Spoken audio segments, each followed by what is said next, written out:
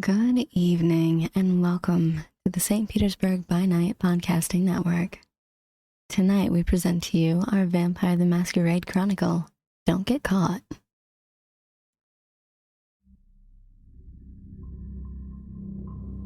Welcome to another St. Pete by Night revamped production.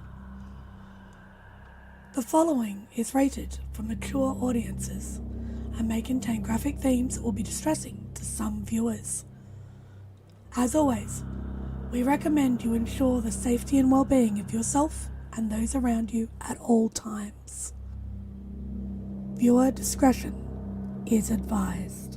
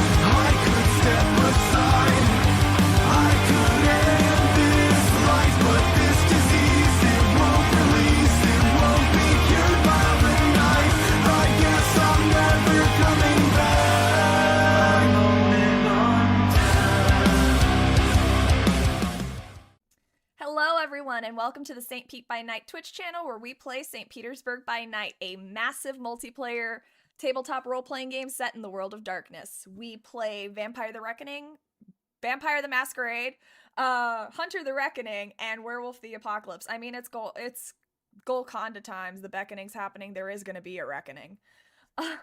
My name is Crafty Mirage, and you can find me on all social media at Crafty Mirage, and I am one of the storytellers here at St. Pete by Night. Make sure to check out St. Pete by Night on all major social media platforms. We're on Twitter, we're on TikTok, we're on Instagram, and we're on YouTube. But you should check us out on our website, stpetebynight.com, where we have our city map, our storyteller profiles, our threat meter, and whatever else Kyrie has cooking in the background. If you aren't already a subscriber here on Twitch, you should go ahead and hit that follow button and catch up on our past episodes. And if you're interested in playing with us, come join our Discord server and be a part of our amazing community. Today we are playing Don't Get Caught, one of the many chronicles here on St. Pete by Night. Let's introduce our players, starting with Alex. Hello, I'm Jade. I will be playing Alex Baker, the Toreador.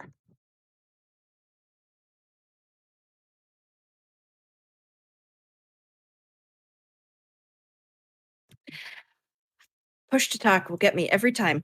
I am Mango, also known as Mango McSalsa, and I am scattered around the internet under the same name.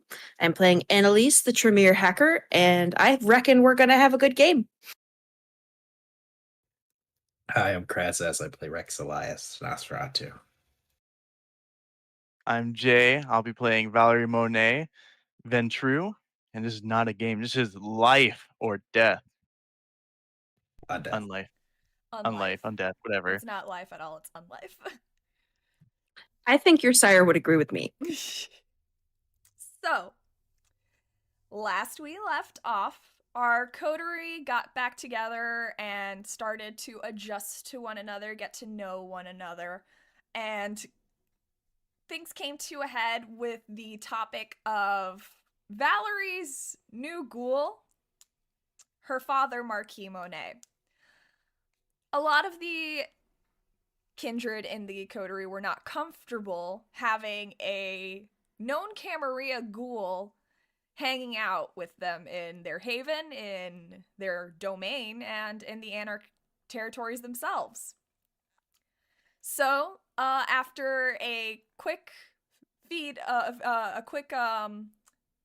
offering of Valerie's blood to show that she has full control over her father, very uncomfortable situation for all of us,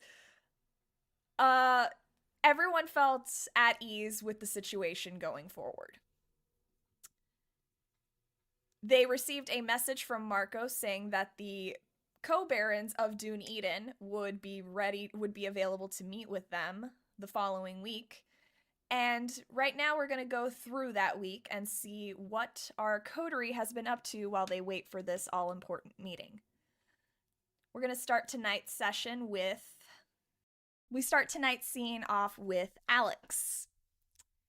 Alex, you are at your restaurant in the La Salva Spa and Resort. Why don't you go ahead and, for the audience, describe what your restaurant looks like?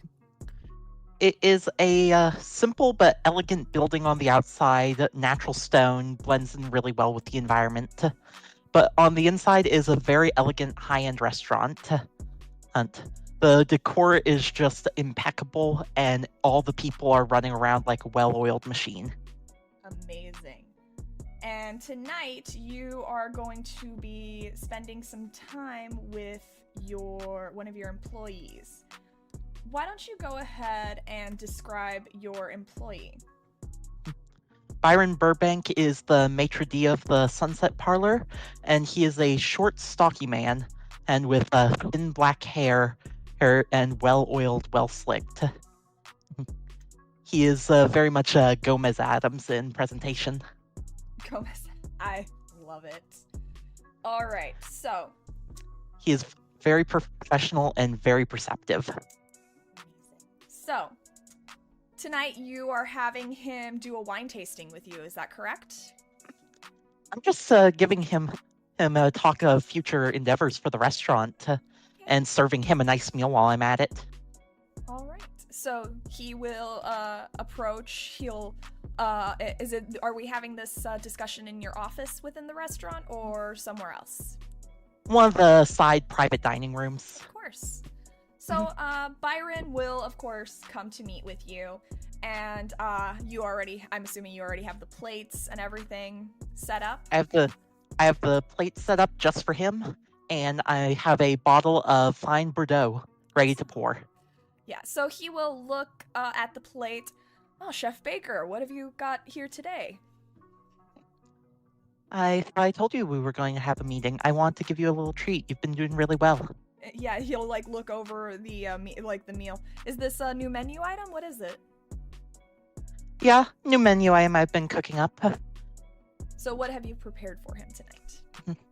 Prepared for him a very well prepared salmon dish over a nice salad.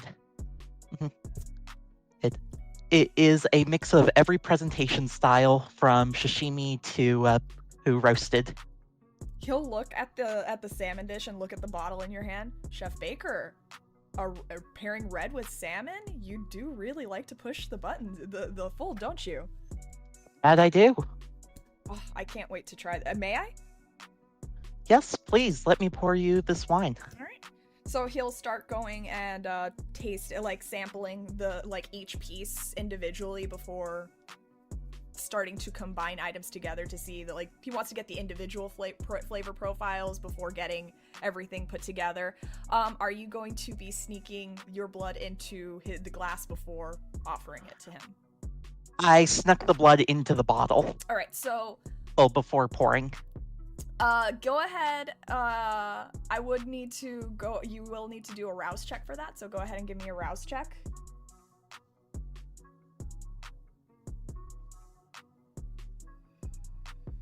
Hunger increased.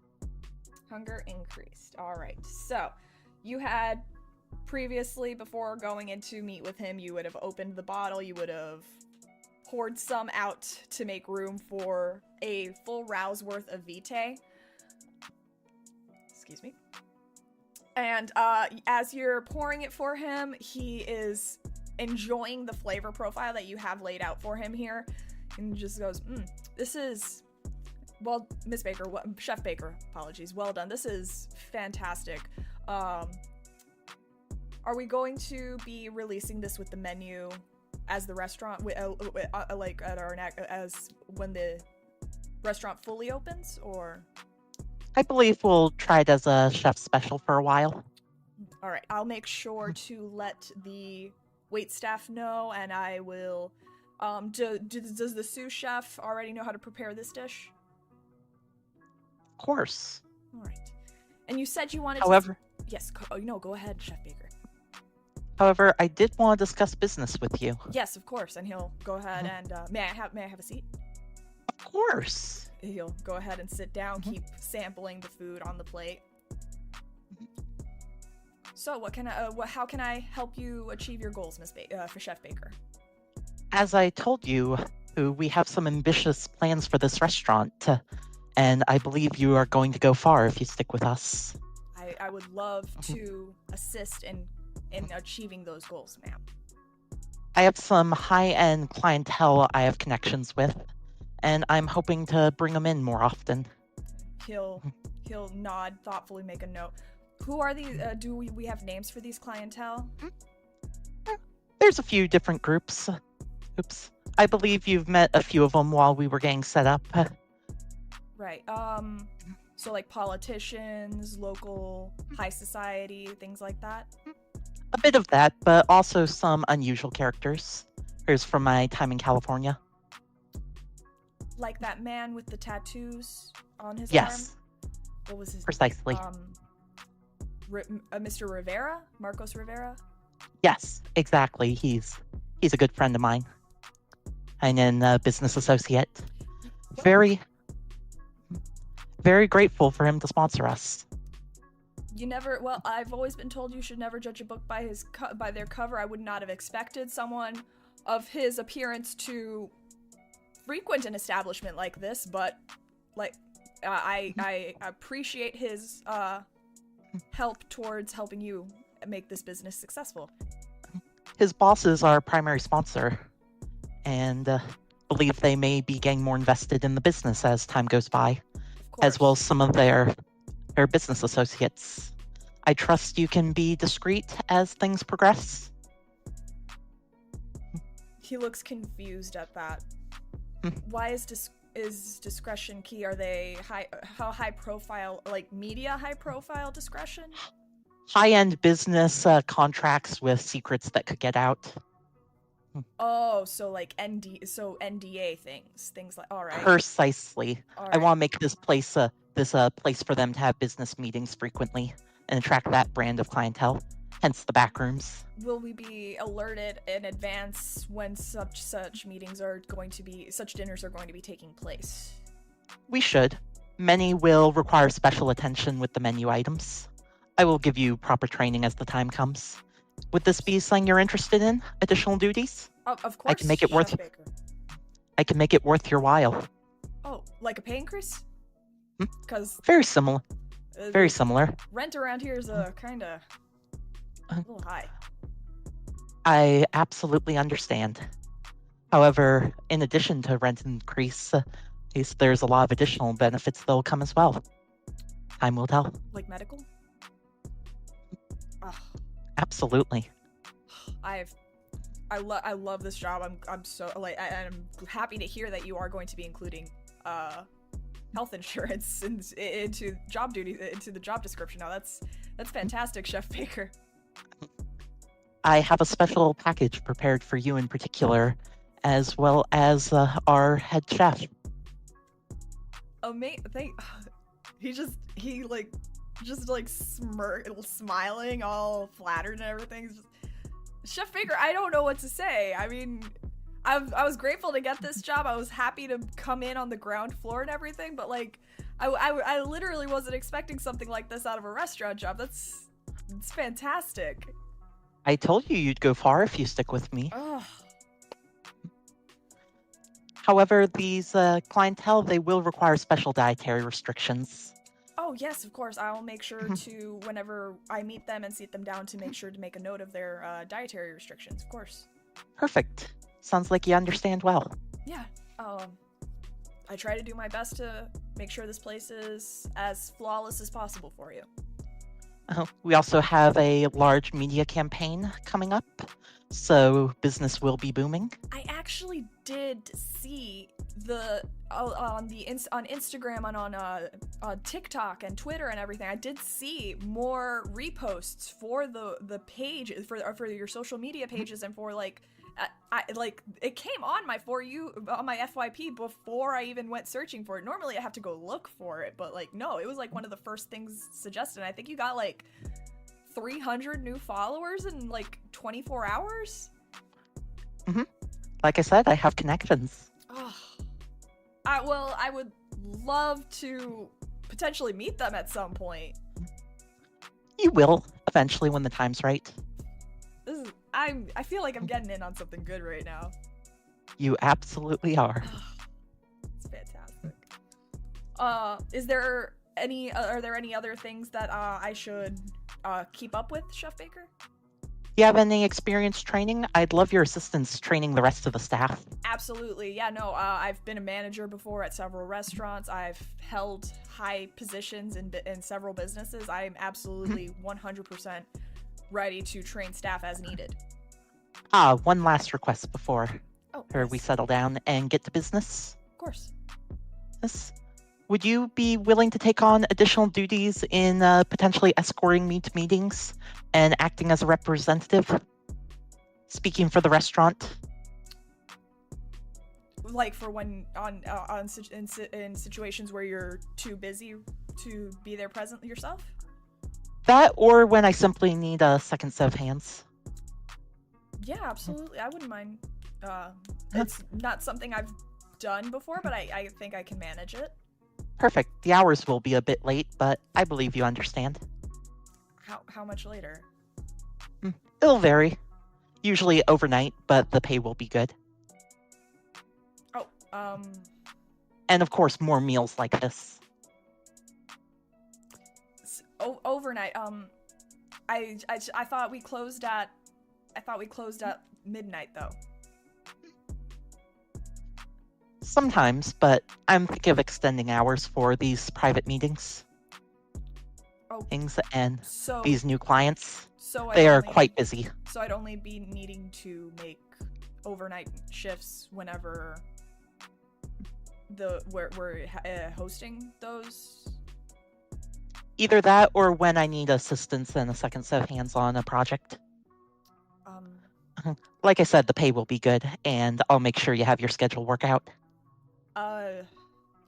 Yeah, I just have to reach out to a couple of family members and let them know, but it shouldn't be a problem. Of course. Be discreet about the new clientele, though. Like I said, high-end business. Yeah. Lots of NDAs floating around. Yeah, of course. No, I meant I just had to discuss the hours with them because it affects my home life too. How many days a week would I need to do overnights? We'll see. Okay. Still figuring out. Go ahead and give me a wits and insight. Of course.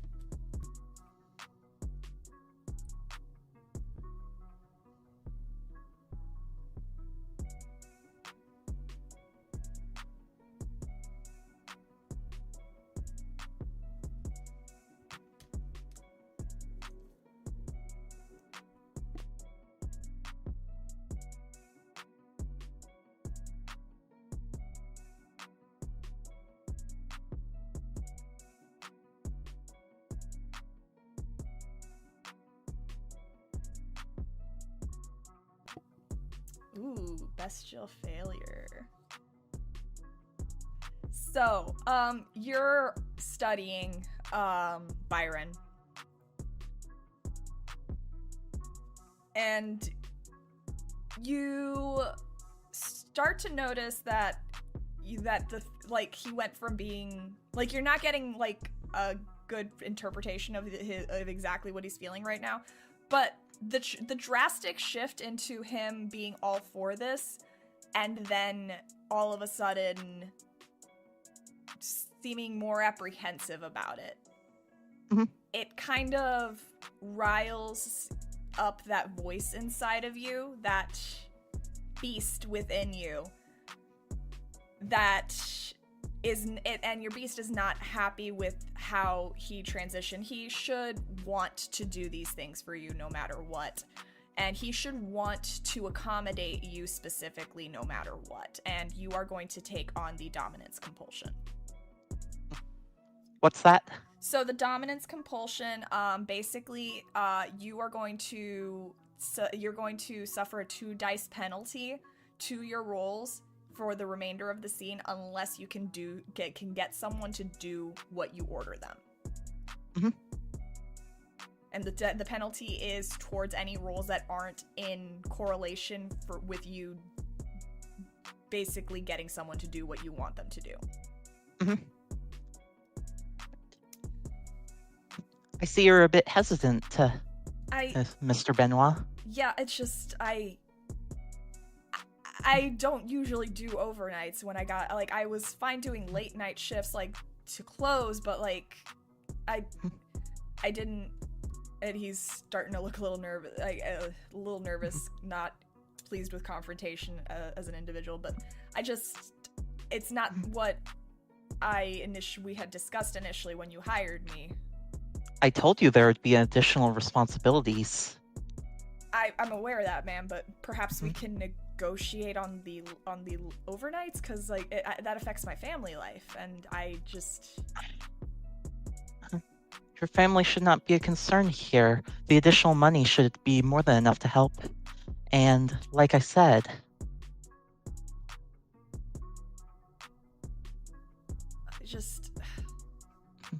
and he's looking more apprehensive as the conversation's continuing. You are the second in command at a 5-star restaurant. That comes with a lot of responsibility, sir. I understand that. I understand, man, but it's the lack of notice. I'm a person who likes having a set schedule and all that stuff, and he's just going on rambling and trying to and making excuses, and you feel that your beast inside you getting angrier and angrier as he is continuing to talk. Sir, this is the advance notice. This is not going to be happening for a couple months. Since you're the first person I'm telling about this, I thought you'd understand. Go ahead and give me a manipulation and persuasion roll. Could it be manipulation and intimidation? And I'm really trying to pull rank here. Okay, I'll allow manipulation and intimidation. Okay, and I can include Daunt in that, right? Are you activating Daunt?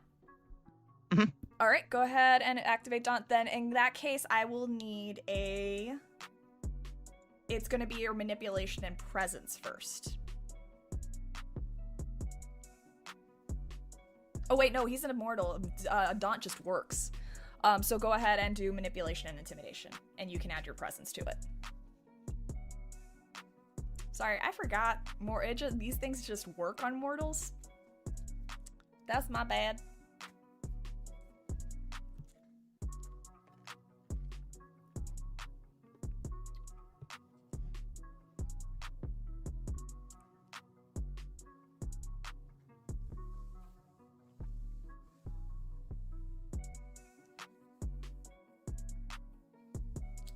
Three successes. Okay. With 3 successes, he'll just nod and be like, "Yes, chef." You see him a little bit of sweat on his brow, just not wanting to meet your gaze any longer. We'll have additional discussions about this later. I want to make this work for you as well as it does for me. But this restaurant is a professional endeavor, and it must run properly. Of course, ma'am. Of course, chef. Yes, chef. I'll leave you to enjoy the rest of your shift. And as you're walking out, you do see him reaching for the glass of wine and just completely downing it once he thinks that you're out of there. All right, we're going to transition next to Rex. Rex. Thought Hello. you had more time there, didn't you? Yep. Let me swallow my sandwich. Hold on. It's okay. I'll just go I'm ahead gonna and vanish for a second. Oh. Voice in the abyss. Okay, I'm good. Okay. Let's go. Rex. You had a very special task tonight, which is going out to De Noche and speaking with Carmen Alvarez, the host of the nightclub, and as you are well aware, the host of what the nightclub actually is, which is a succubus club franchise. So as you approach the club tonight, you can see that this location, just like every single night, is popping.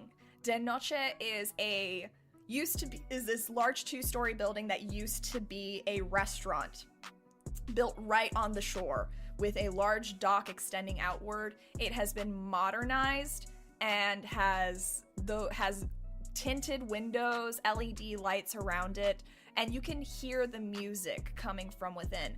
But more importantly, you can feel a draw to this building as you approach, and I will need you to roll composure and intelligence as you approach De Noche tonight.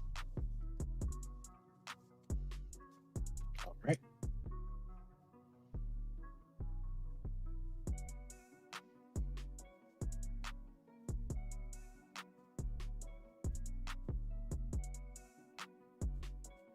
We're just going to leave below that disaster that happened next to me.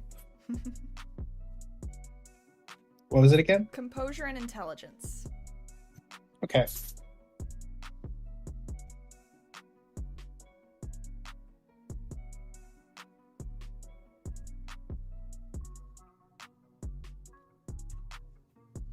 Yeah, I'll take that. It's 5 successes. 5 successes. You actually met the difficulty. So with 5 successes, you are feeling that pull, and you quickly kind of just like shake your head as you're staring at this building, and you realize that there is a supernatural factor at play when it comes to this building. You've been around Toreador, you've been around Sebastian when he does that thing that draws people in. And you're feeling that exact same sensation from the building itself. And you now realize why this place has a line out the door every night. So as you approach, you are you gonna just bypass the line altogether? Yeah, you know what? I think so. I'll see if I can do so, but I'm pretty sure we're familiar enough with the security that they identify me. So you're approaching the front door, just skirting around the line that's waiting to get in, like you're a VIP. Who cares about these fucking kind? As you approach, you do see that there is security up front. The security personnel is a woman with short red hair that you recognize, that you've seen before. It's Carmen's head of security, Jennifer. And you see beside her, faithfully as always, a German Shepherd with a one of those working dog vests that's just says security on it. And her German Shepherd is just sitting very attentively beside her, sniffing the kine as they're coming in. As you approach, though, you see his ears prick, and he turns his attention immediately to you, and you see them flatten slightly, and you see his lip curl just a little bit.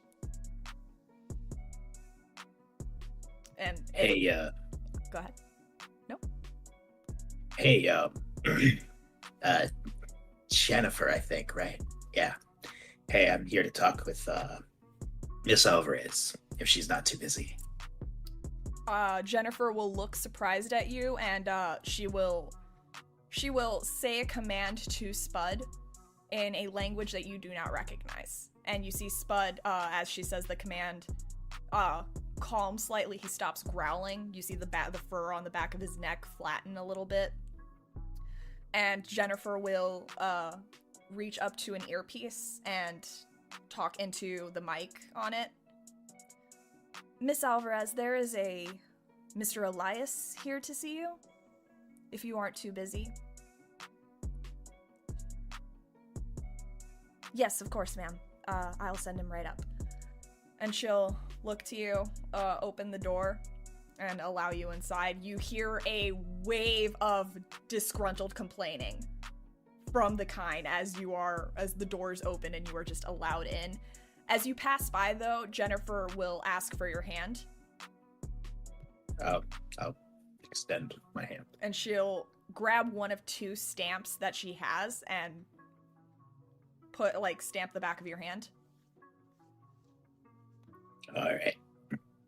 As you walk in, you head through the dance floor, weaving through all of the dancing and gyrating kind that are crowding the place. The music is extremely loud. Like, you don't know how people are conversing in this place. You don't know how people can listen to each other in this environment right now. But you head around, you go to the stairs that go up to the 2nd floor, to the VIP area. There is another security guard at the foot of the stairs. You recognize him as the other head of security, Felix. And he'll spot you, see the marks on your face, ready to let you in, but then nod to your hand to see the stamp. I'll just show the hand back. Yeah, and once he sees that, he'll just gesture for you to go head on up. You go up the stairs, and the second you're on the 2nd floor, it's like night and day in terms of sound. While you still feel the bass vibration beneath your feet from the nightclub below, the music is still up here. It's just a lot quieter. More room for conversation up here. The lights are dimmer. You've got these tall back booths for Kindred, because this is what this place is a floor just for Kindred. For them to sit by themselves. There is an all-access bar that they can just grab stuff from if they wish. And you see the hallway that leads down to an office where Carmen Alvarez will be waiting for you. I'll make sure that I'm dressed appropriately so that she can not make remarks at me, as she is prone to doing. A little bit.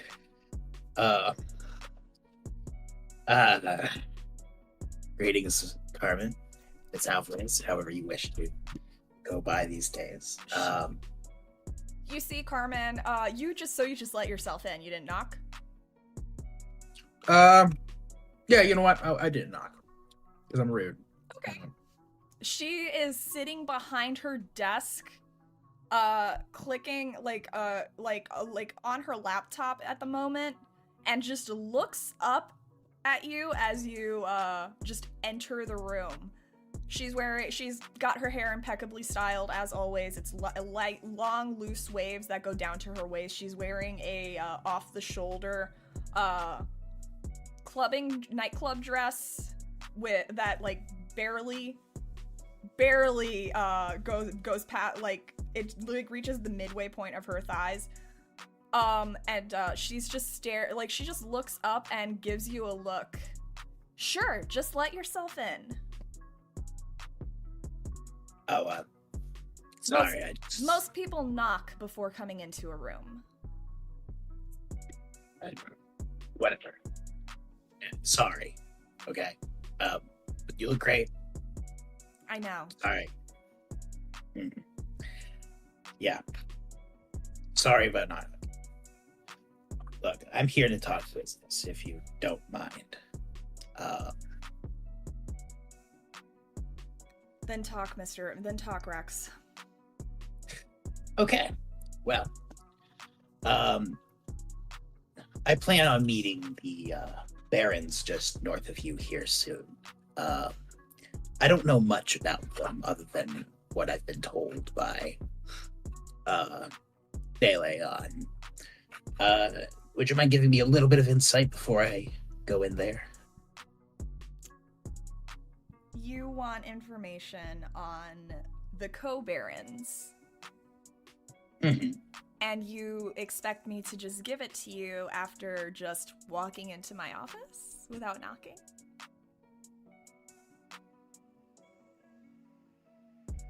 Tete-a-tete. Mr. Elias. Why should I give you any information about the Co Barons? What's in it for me if I give you any information on the Co Barons? Well, a good point. Didn't really think about what you would want about anything.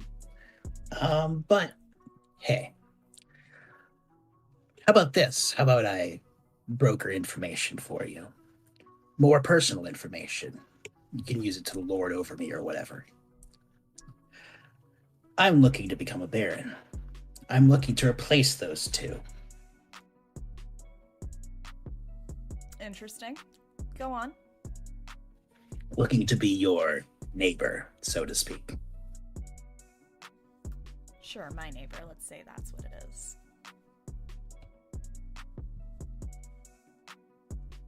Fine.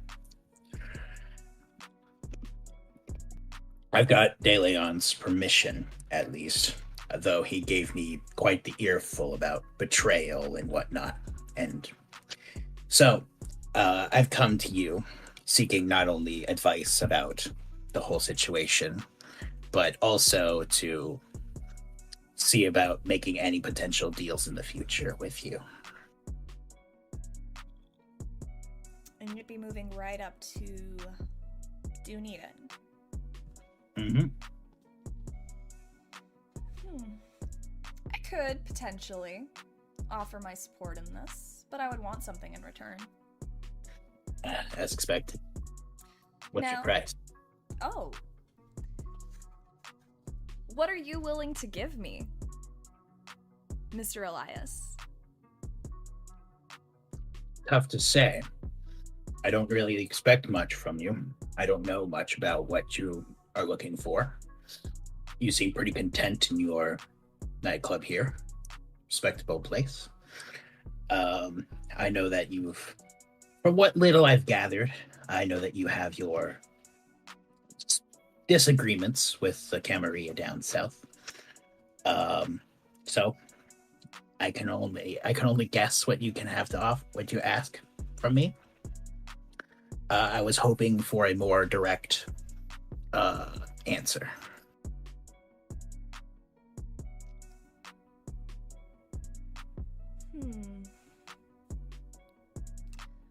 I want... what do I want? It's an interesting thought. No one is... I've never had to deal with this before. A little fledgling who is making a power grab in Anarch territory, asking what I want so he can secure some support. Let's see. You can give me a few things, actually. You can give me some insight on what's going on in Tarpon Springs. It's so far north and I can't really make the trips up there. You can also, whenever you do, if or when you do this power grab, you can give me the local government of Dunedin. Ooh, that one's a big ask. I mean,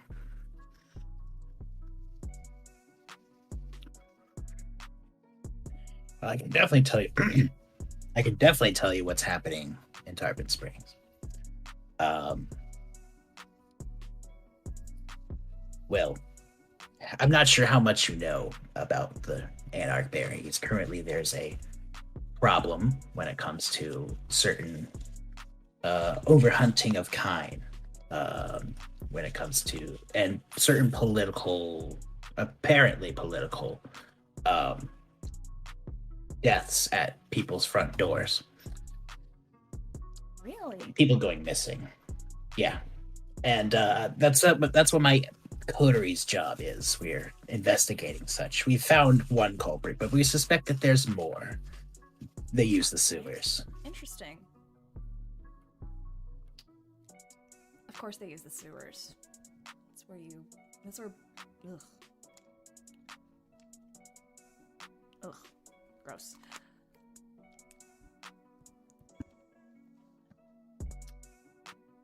I want a piece of whatever you're taking. How about this? If and when you take Dunedin, you allow the neutral zone to be extended up north a block. Maybe 2. I'll have to look at some maps, but I can do what I need to. What's necessary? I just feel that a little bit more space for our endeavors here in the neutral zone to make sure that all kindred have a place where they can rub elbows together would be useful. I've always been open to cross-clan communication. After all, I have a good friend. I'm sure you know him. Levi Lansky, the other Nosferatu. I have some questions regarding his presence as well. What about him?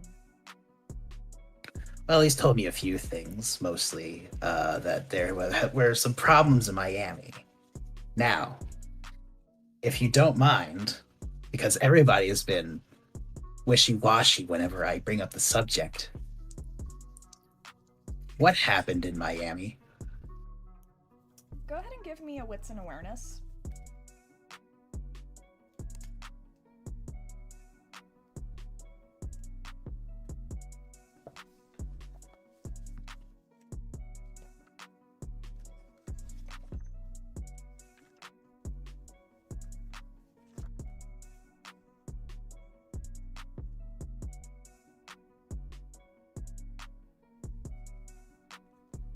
That's going to be 5 successes critical. 5 successes. You blink. She's not there anymore. And you feel, if it was with your 5 successes, you see the blur that flashes past you. And all of a sudden, you feel... Actually, go ahead and give me a Dex and Athletics. If it means anything, it was a messy crit, by the way.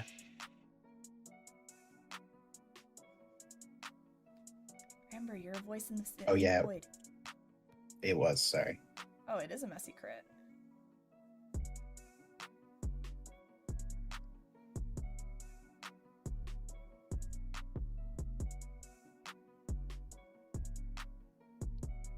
I'm going to go ahead and rouse for this. Okay.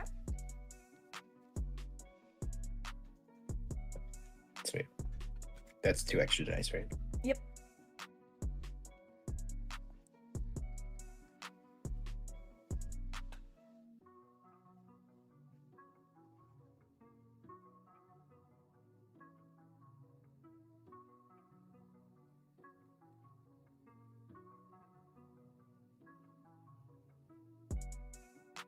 That's going to be 3 successes. 3 successes. You're not, while you are aware that she is now behind you, you're not quick enough, and you feel the sharpness of a knife at your throat. That's 2 Nosferatu in less than 2 weeks. Pushing my buttons. Whoa, hey. I'm This sorry. has been... Do you really think that you should be arguing with me right now or trying to talk back when you have a knife to your throat, Mr. Elias? I didn't know there was a sore spot for you. That's all I'm saying. He had asked me to talk to you about it. That's all I know. And tell Mr. Lansky then that if he wants to fucking talk, he can be a man, grow a pair, and fucking talk to me himself. Maybe bring in an apology while he's at it. Understand, Mr. Elias? I just wanted to know what happened. But okay, keep your secrets. He seems to know plenty of it. It's me who needs the information. Then fucking get it from your little Nosferatu network. Y'all suck. Okay, fine. Whatever. It's not the point.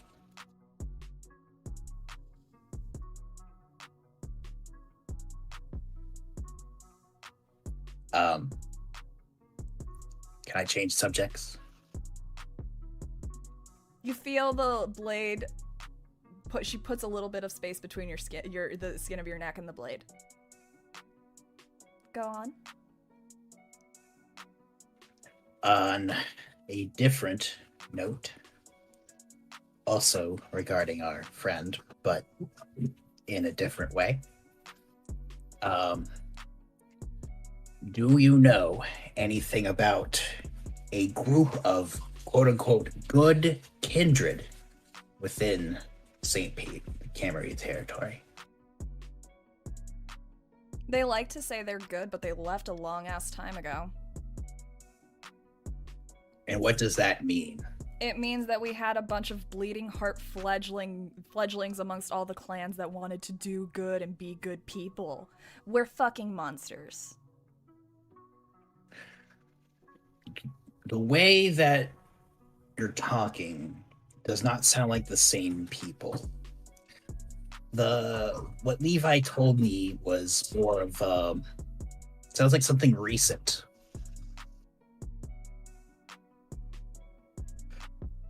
He was being vague. He didn't tell me what they were, but he said Hey Rex, that.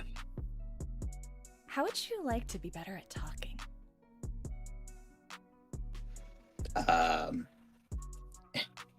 I guess it'll help to get rid of this fucking face problem, but yeah. Give me another Dex and Athletics move.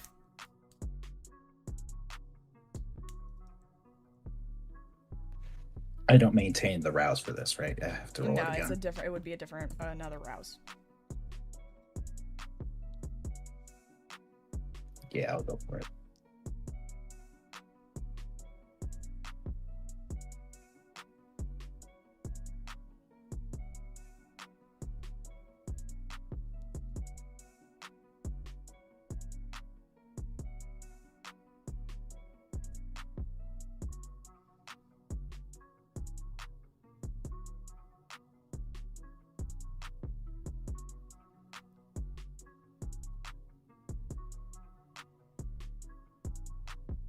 Two successes.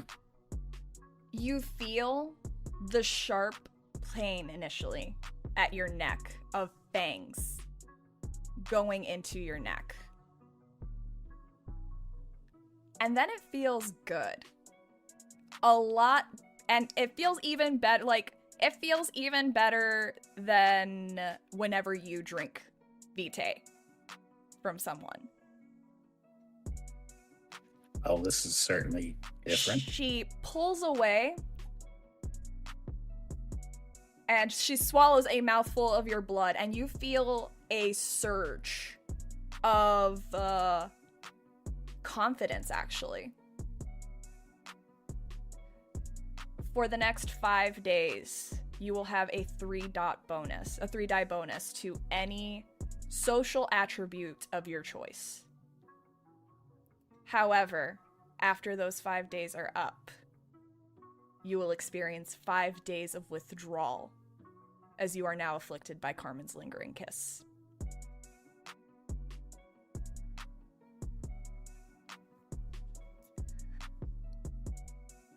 And she'll run the flat of the blade against the scarred side of your face. Go home, Mr. Elias. Enjoy your talk with the Co Barons. That little boost should get you going.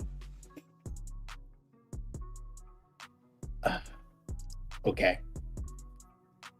Fine. Have a good night, Miss Alvarez. Get the fuck out of here. And she'll walk around you. Rex will turn and leave.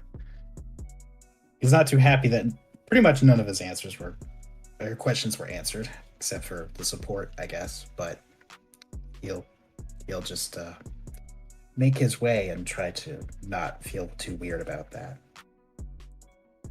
We'll transition scenes now to Annalise. Annalise, you were going to reach out to the kind friends of Haley, the white that had been in the sewers. Yes. You reach out through social media, however, you're only able to get a hold of Layla, and Flora. So Did the other gentleman not reply at all, didn't or reply at all. okay, sorry. But they agree to meet with you about their friend and suggest a coffee shop that's actually not too far from your coterie's territory. Perfect. Is it open late? Yes, it's open till like 10 o'clock. Awesome. Then I will meet them there. All right. You head over there, and when you go inside, you do see that there are two teenage girls. Well, college student girls that are seated at a table together. It's pretty empty right now. This time of night, it's about 9 p.m., so it's about an hour till they close. But you recognize them both from the photos. Flora is a Latin college student. She's got short black hair that's kind of wavy and everything, and brown eyes, dressed very comfortably. And Layla is Caucasian. She has brown hair pretty much down to her back with a couple of colorful streaks in it, like she's got a money piece, like a pink money piece going on. And they are just waiting and chatting with each other as you arrive. Good evening, ladies. Thanks for meeting me. They both look up. Oh, hi, are you, and they're just like, what was the name? Sarah. Sarah, right, they look at you. You're a private detective, you're so young. I mean, I had an interest from an early age, and I put my time and energy wisely into things that are relevant, so All right. it works out. Okay. Yeah, we'd be happy to answer any questions. We kind of really want to know what happened to our friend. I understand, and I apologize if any of the cops, for whatever they're worth, talk to you guys and this is a repeat of any of those questions, but unfortunately they're not likely to share information with concerned citizens that do give a shit, so Right. we may have to rehash some things, and I apologize in advance. Okay. The last social media post that Haley put up was on July 12th. Was that the last day that anybody saw her, or was that just the last post that she made? That's the last day anyone saw her. We had just finished our last final for the day. We got some celebratory coffees at Starbucks. She was heading home from what we knew.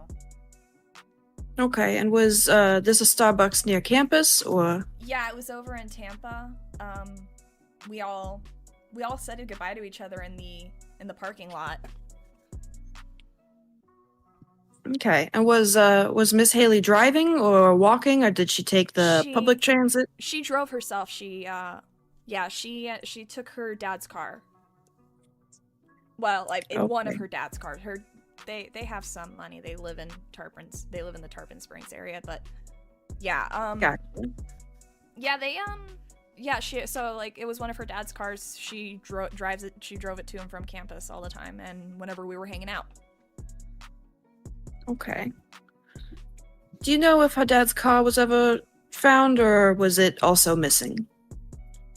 Her dad's car actually was never found. Like, we think someone might have carjacked her and took them with her, but cops weren't entertaining that theory for some reason. They're fucking pigs. What are you gonna do but make bacon?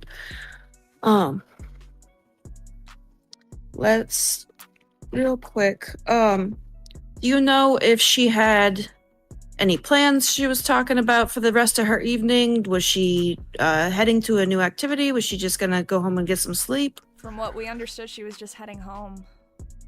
Like, we talked about maybe hanging out and going out somewhere over the weekend, but yeah, we didn't. Okay. As far as we're aware, she was just heading home. Okay. And did she always take the same routes to get places, do you know, or was she more of a change it up kind of person?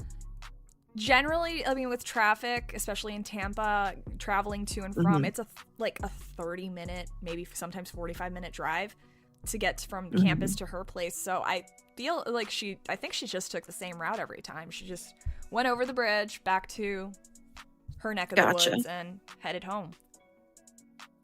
That's fair. I just, I'm trying to establish a pattern so that if there's a location maybe where she might have been carjacked like you guys think, I can start looking there more closely. And around what time did you guys part ways? What time did everybody head home? It was about 4 o'clock. No, wait, it wasn't 4 o'clock. It was, gosh, that was a long day. The sun was starting to set, so maybe, was it 6:30? I don't know. Somewhere between like 6 or 7. It was around sunset. Gotcha. We lost track of how long we were at the Starbucks, but I remember her mom texted her saying that she needed to come home soon because of dinner. Yeah. Well, and I know finals can run long. So, had she any time in the last, I know this may be a hard memory to pull up, but any time in the last couple weeks or months before she went missing, had she mentioned any new people in her life, either that she was excited about or that maybe she was creeped out by, in either direction? No, not that we can think of. Okay. I mean, they're kind of like you notice like Flora is kind of just like rubbing her temple a little bit, and Layla is just like scrambling for answers, but she doesn't really have any. I gotcha. And again, if you don't know something, that's okay too. I'm just trying to start with the people that it seems like we're closest to that are willing to talk. And I appreciate you being here. I know this is hard. Yeah, no problem. Yeah. Do you know, other than being tired from finals, had her behavior changed at all, or did she seem more anxious or anything? Not that we can think of. Okay.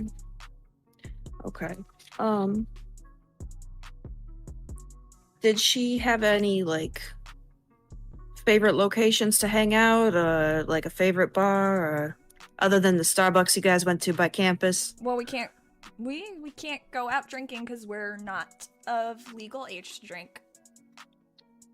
Scouts on I understand. But no, we can't get into clubs anyway. It's all 21 and over here. Whenever we would drink, we would go to the beach sometimes across the way. Okay, near Tarpon Springs or in Tampa? Near Tarpon Springs. We all kind of live like on the northern part of the peninsula. Gotcha. All went to school together, sort of deal. Gotcha. That's sweet.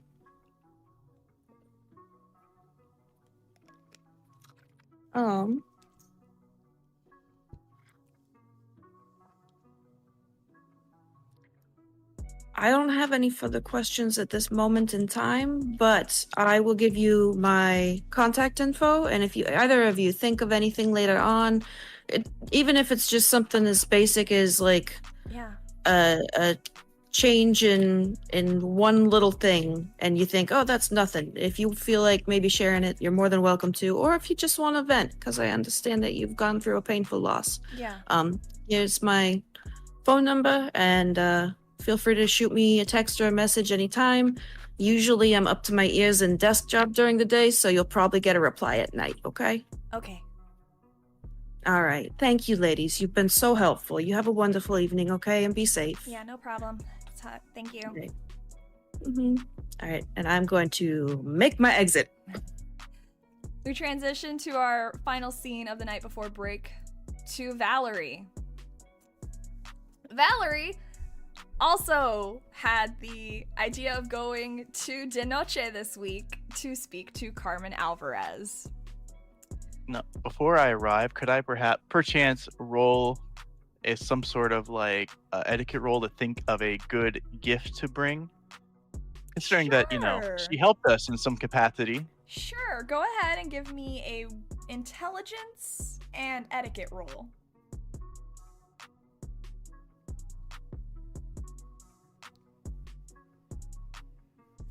Oh, I feel potential for success here. Let me willpower.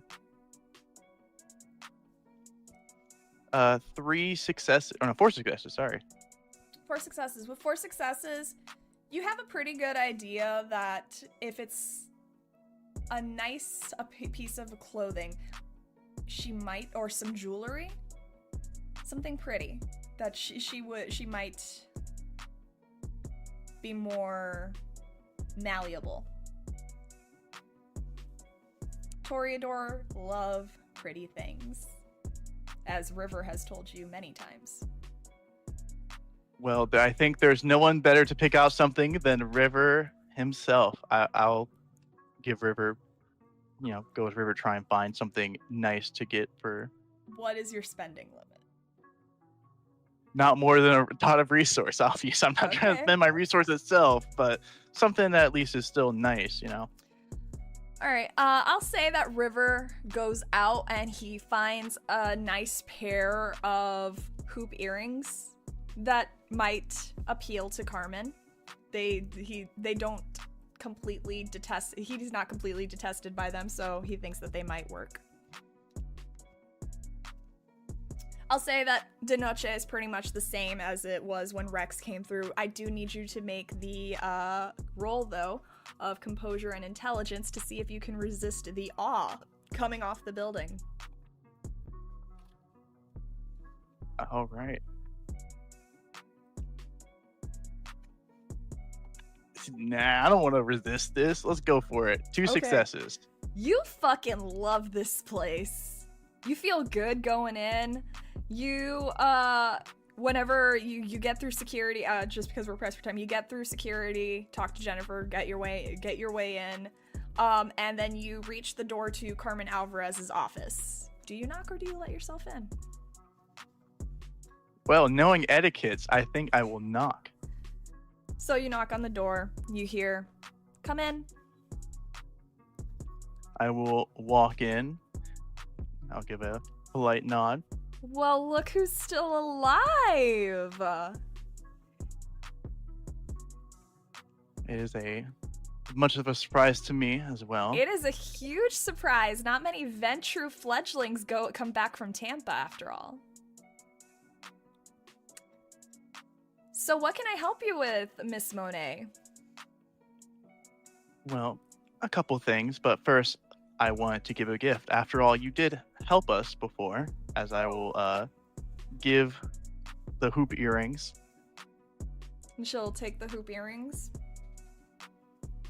Forgive me, I'm not... Lovely, but I don't understand what you mean by help.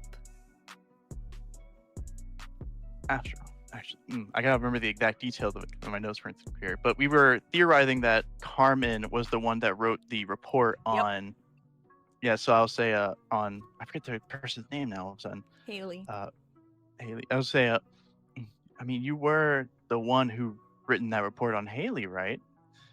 It's hard to miss your handwriting. It's has a very elegant flow to it. She leans back, closes the box with the hoop earrings in it, tosses it on the desk. So we're talking business now, all right. Talk, Miss Monet. Well, I am in need of some information, the most pressing of which is of a toreador who might have frequent this spot, went by the name of Gabriel. I, of course, don't expect this to come for free. No, not at all.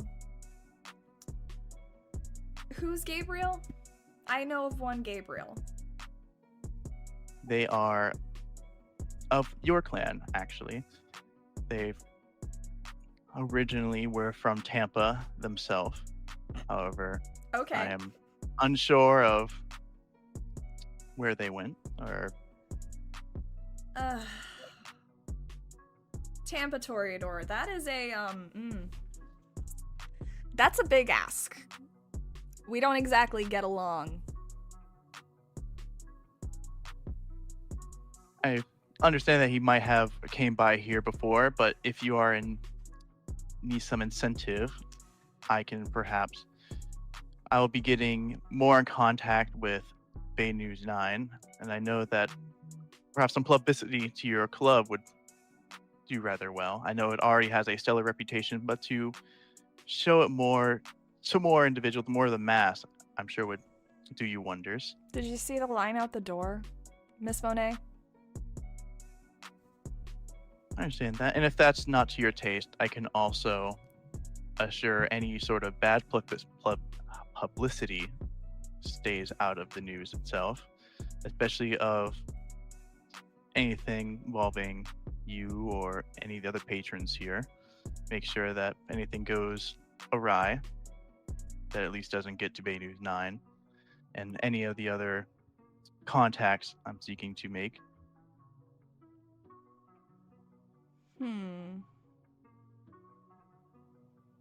And all of this for information on a Tampa Toreador. And I was also... Oh, there it is. There it is. I knew there was more. There's always more with you, Ventru. No, we will. Yeah, I do. Yeah. My coterie, we're going to go visit the Co Barons on some business, and I was wondering if you had any sort of information on them.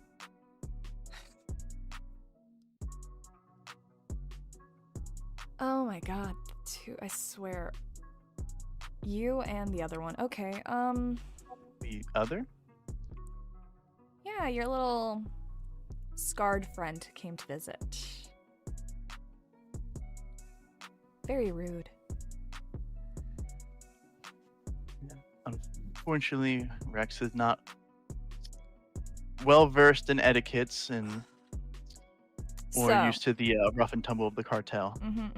Whatever. So, Bay News 9. I could consider this offer as well as any information that you can get me on what's going on in Tarpon Springs.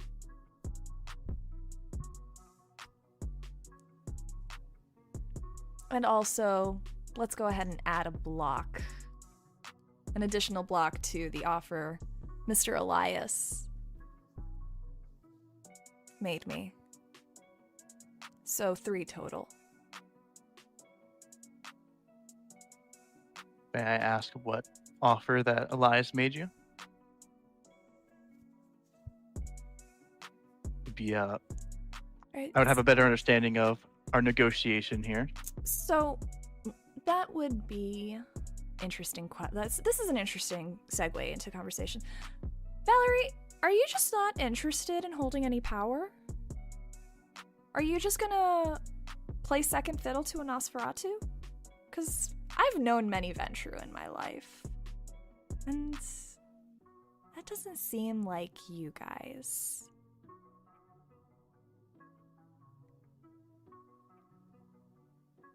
Is there any reason why you asked this question? What kind of seems like your little friend is making little power plays in the background, Valerie. Is your blood just seriously going to let him do that? A low clan Nosferatu? When we both know a high clan Ventru. They are the ones that should have the seats of power, right? I feel like I should be making some sort of role here, some sort of composure here. Do you want to make a composure and resolve? Oh, how about composure and insight? Could I maybe say something like a resolve and insight? Like, I feel like it's more so my, like... Yeah, go ahead. I'll take resolve and insight. I'll take resolve and insight. It's like some of this, I'm kind of liking what she's saying, but also...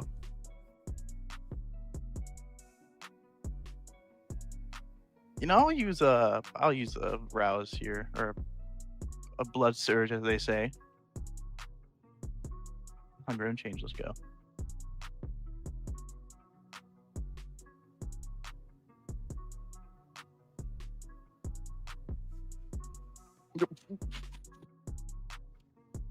Let me see it. Let's see it. I can reroll. If I don't reroll, it's gonna be a messy crit. We let him run. We let him go. Messy six success, messy crit. Okay, so you can tell that Carmen is playing you right now.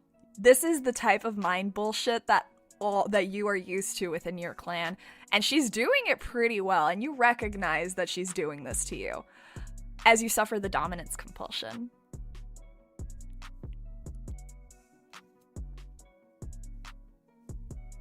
She's trying to play you like a fiddle.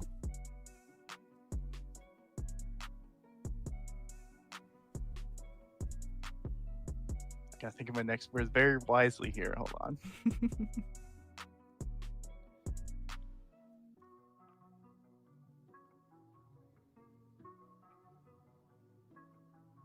Well, it's not so much as a being in the second fiddle as opposed to having a cover. But that's interesting coming from you, Carmen, considering your relationship with De Leon. I figured you could, considering your charm, that you could have easily taken over his position if you so desired. What's stopping you from doing that? After all, it's clear that he is definitely not better than you.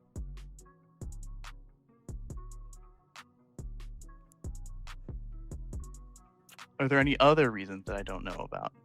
Oh, Kitty's got claws, huh? I didn't make it out of Tampa by just being a scared little fledgling. I'm surprised that Agnes let you go.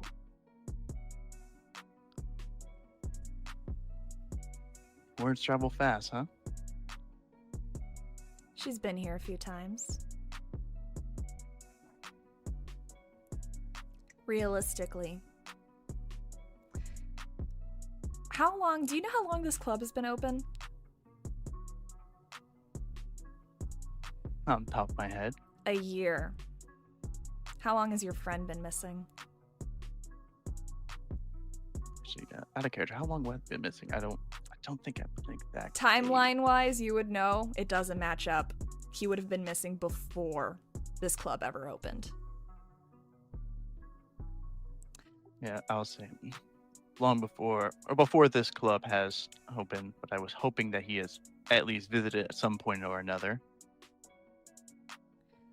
Bay News 9, and you can either have the Baron information, or I can get information on your little friend. You make the choice. What's more valuable to you?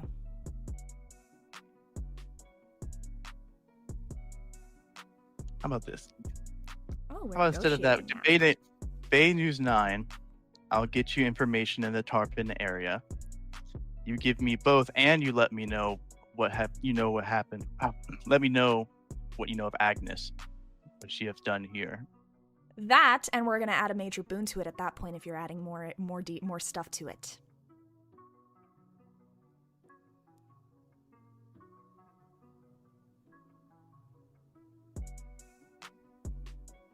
Do you like being in debt, fledgling?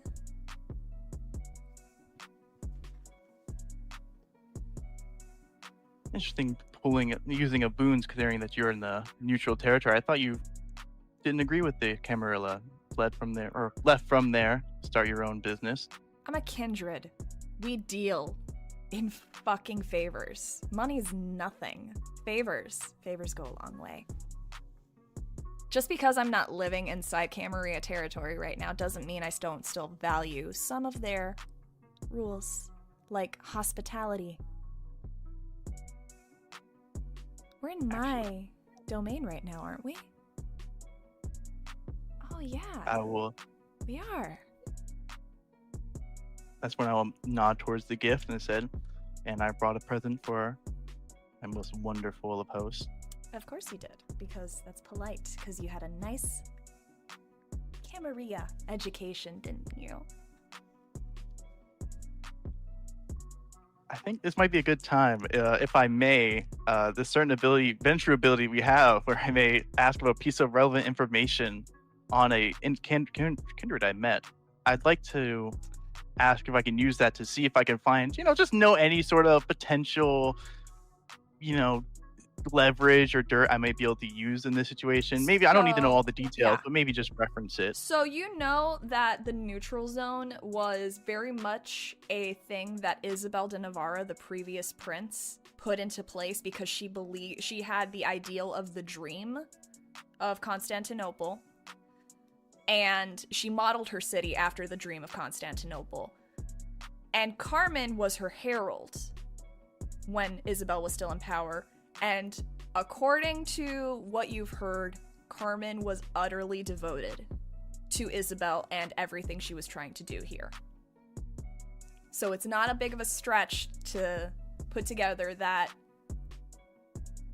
Carmen is very much still trying to keep the neutral zone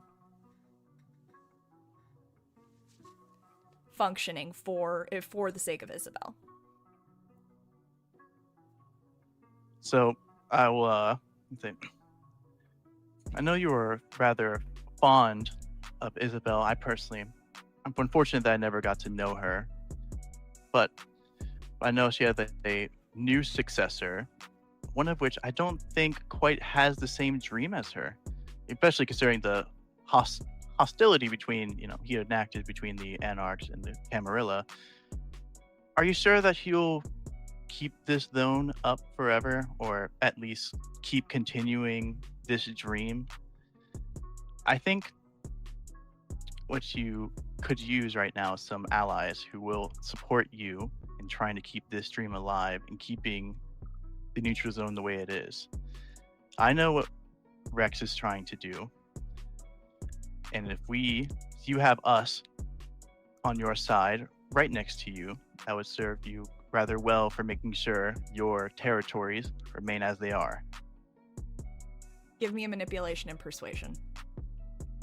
I'm a use of blood surge. Woo! Let's see, that is a... Oh, by the way, I forgot to ask my good looks. Yes, you can add good looks. Yes, she is a Toreador. Good looks are always a plus. So that's gonna be... Sorry, I have to calculate dice. 9? Okay. Get a little hungry. At 2 hunger.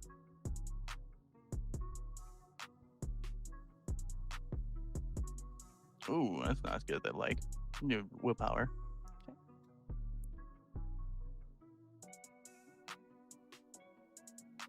That's 5 successes. You see her demeanor shift.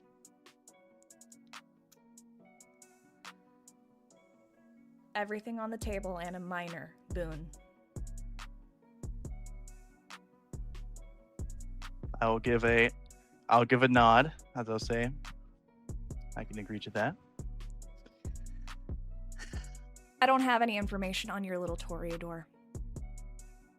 I don't know him. The only Gabriel I know is in Camarilla territory and is a Bruja. Very attractive Bruja, but that's neither here nor there. The Co Barons are... Dorothy is very professional, but she's a fucking monster. So watch out for that. She's ministry, so she is going to try to manipulate you at any given point. Zeke's a Toreador.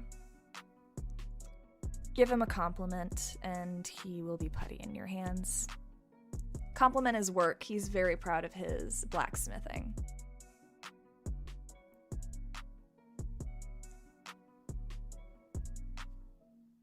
And on Agnes? She comes here frequently, maybe twice a month, which is a lot for a Tampa Ventru. And me and her may have exchanged a couple of bits of information. She's in PR, so she knows how to work. She knows the value of a succubus club so close to her area.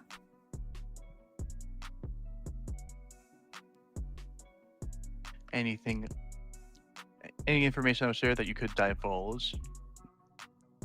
She was asking about you, where you might be, what you've been up to. She's very interested in you and what you're doing. And is very interested in keeping an eye on you. She asked you where I was? Yeah. I didn't know. I could have found out, though. Did you ever direct her towards De Leon? Why would I do that? Something I have to make sure of. I don't make a habit of sending women with frozen vaginas to Toreadors.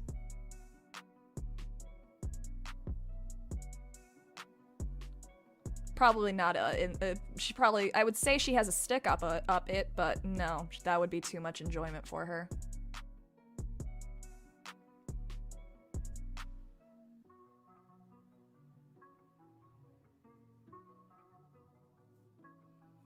All right. Just interesting. Well, information about Tarpon Springs. I'm not sure if Rex shared anything, but what I know of, currently in Tarpon Springs, there has been a bit of a overfeeding problems, you could say. How about this, little Valerie? Send me an email. I'll send you an encrypted one. But for right now, I'm tired. This was a lot of politicking this weekend. It's gonna be draining on me. So go. I can imagine. Have your little meeting with the Barons and have fun. Thank you. I hope you have a pleasant rest of your night. I do hope you enjoy the earrings. Mm-hmm. And she'll open them again and just, for cheap knockoffs, they're not that bad. And she'll slam it closed.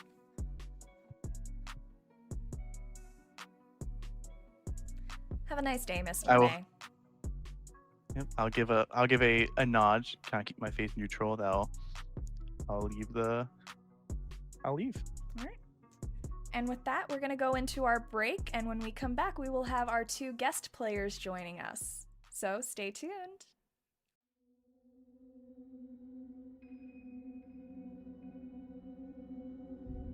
St. Petersburg by Night is brought to you through collaborations with our partnered vendors: Wolfpack Dice, Ember Fox Dice, Dragon Ink Dice, Farrah the Bard, Champs Tramps, Pantry Artista, Chromatic Creations.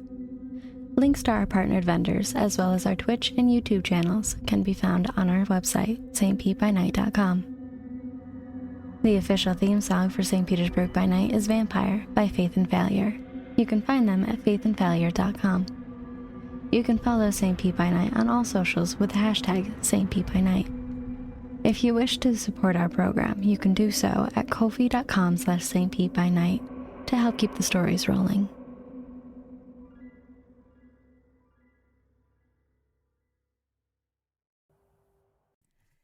And welcome back. We are joined now by our 2 guest players, if they'd like to introduce themselves, starting with Katie.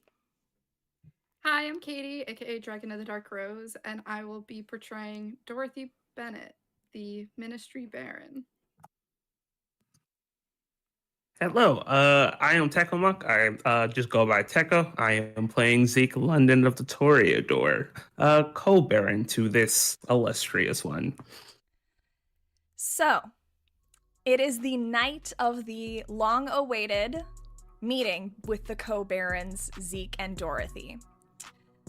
Rex, Valerie, Annalise, and Alex, you have been given directions to the Dunedin Fine Arts Center. It is a public location where local art is on display. When you approach the building, you will notice that it is after hours, it's closed. However, you do see that there are some lights still on from within. You notice that they are nice and dim. And when you approach the building, you find that it is open and you are free to let yourselves in. Would you like to discuss anything before continuing inward?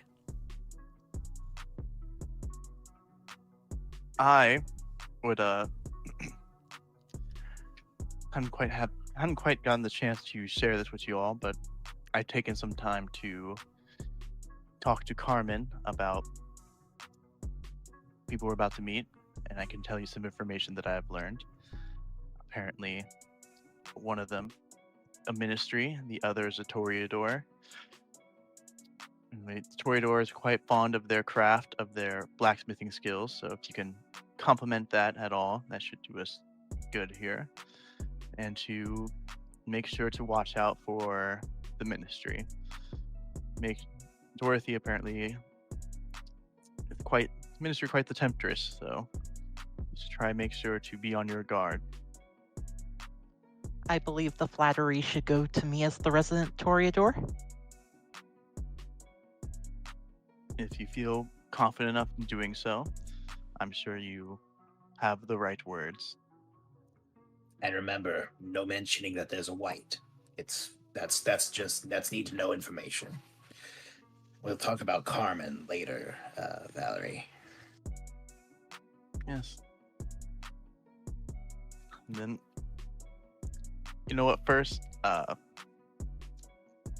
it's a fine arts building. Yeah, so we'll just let ourselves in. No point to knock on a big building like this. All right. So you guys head on. Oh, go ahead. Appreciate the venue. Definitely some taste here. All right.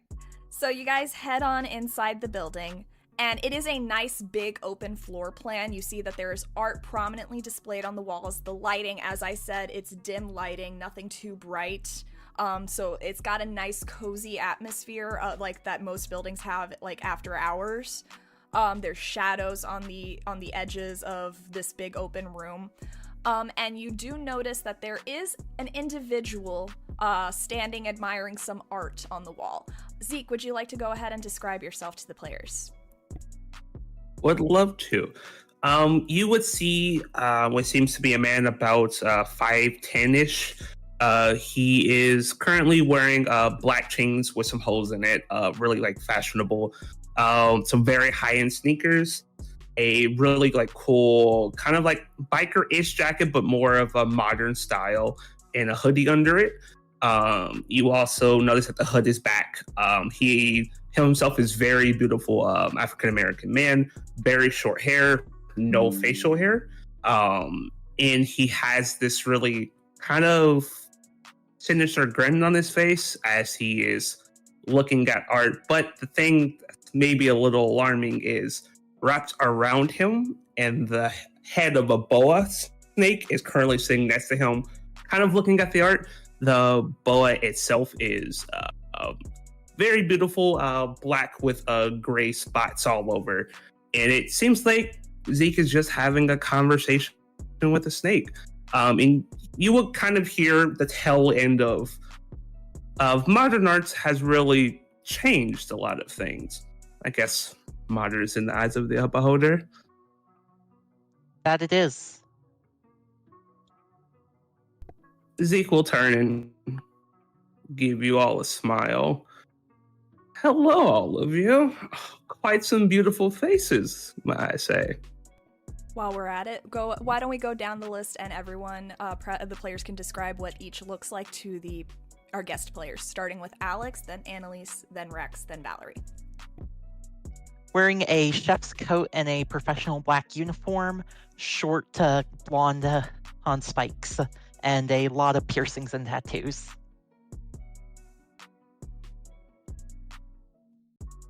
Annalise is 5'10", but she's wearing 2-inch platform pastel pink boots that are like that goth style, but they're pastel pink. So she's standing at 6'1".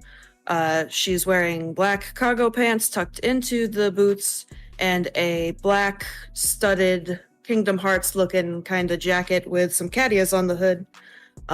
She has longer green wavy hair, like greenish gray eyes, and not stunning but not repulsive features, and a look on her face that is just simultaneously mortified and exhausted at Alex speaking up when she knows that wasn't a comment to her.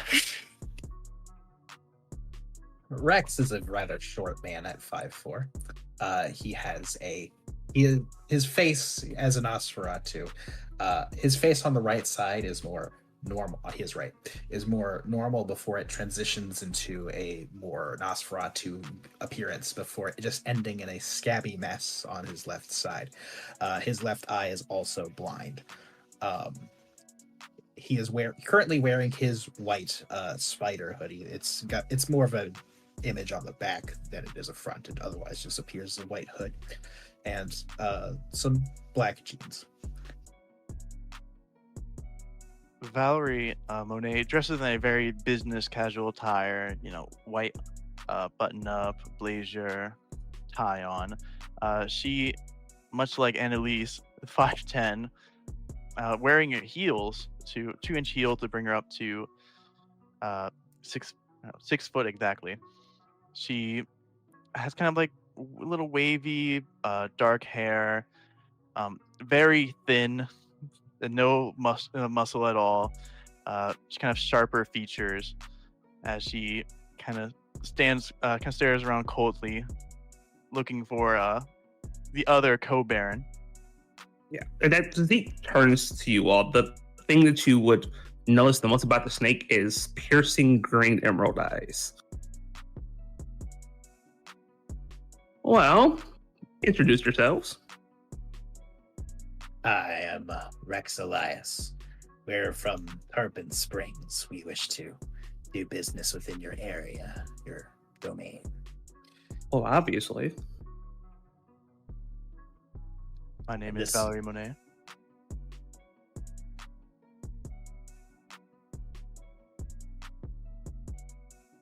Can look to the others right now. Alex Baker, professional. Grateful to be of assistance. My name's Annalise Fisher. It's very nice to meet you. I do a lot of things, but mostly involving technology. Lovely to make your acquaintance. The pleasure is all yours. I how should I say this? Not in the best of moods. How come? Seems like thought you guys were supposed to be handling an issue, but here I am understanding that you've been doing this for a year, yet problem still occurs? How close are you to actually on this investigation that you have? Or that are you so far away that you have no idea? It's been more about 5 months, I think. Anyway, we've had most of our issues up around Tarpon Springs. We've managed to take out one of our suspected ne'er-do-wells, but we suspect that there is more, and we've been gathering information on the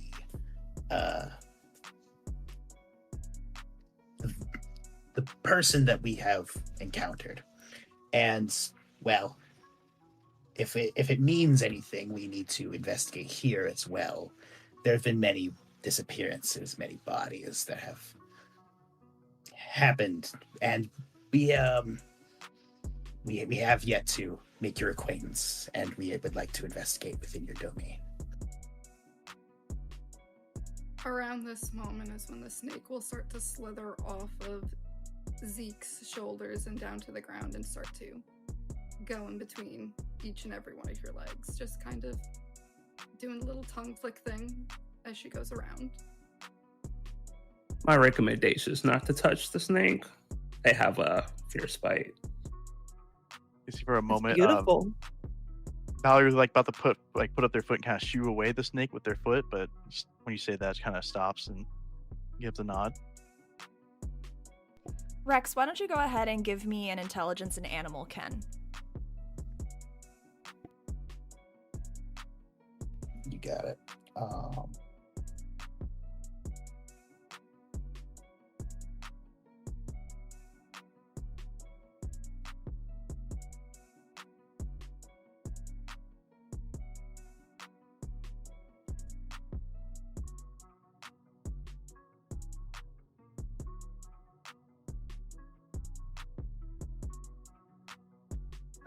Two successes. 2 successes. I'll say with 2 successes, it's not ordinary snake behavior. Not for kindred, at least. Usually, all animals cow away from kindred. You know this very well. Unless they're either a familis or supernatural in their own right.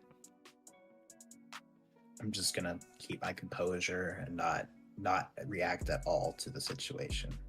I've already suspected something was weird. Now, let's get down to how they say brass tacks. Sebastian put you all together, correct? Yes, sir. Why specifically you four?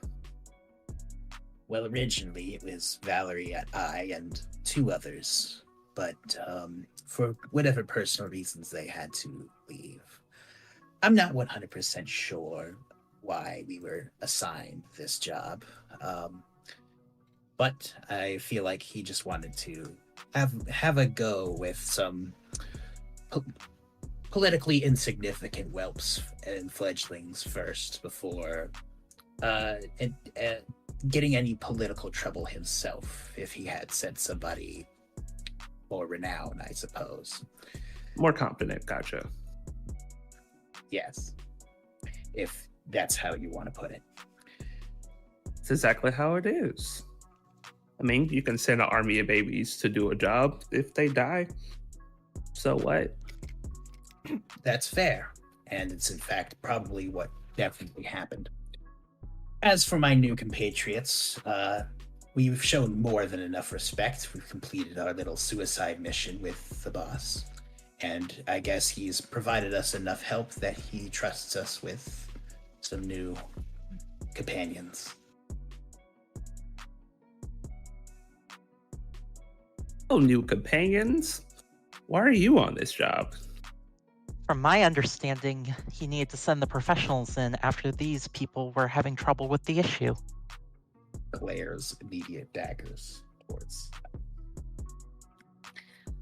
I believe I'm here for a couple of reasons. The first one is because sometimes Alex needs to be elbowed fairly firmly in the ribs.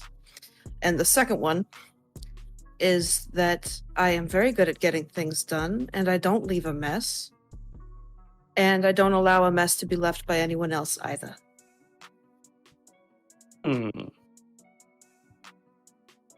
So you had this suicide mission where 2 of you left because you guys weren't, I don't know, good enough, or are you done good enough to where you need babysitters? Am I wrong there? I think Alex may have been speaking with a little bit more chutzpah than she's earned, actually, to be honest, but she's new. I believe we have proven ourselves capable time and time again. You Alex, believe? respectfully, shut the fuck up. It's at that moment the snake will go behind all 4 of you and start to shift into a very petite woman with black hair, sunglasses, and a very pretty emerald green dress inspired by the 50s. And we'll just go, "You claim to clean up your messes, yet they come to my office quite often.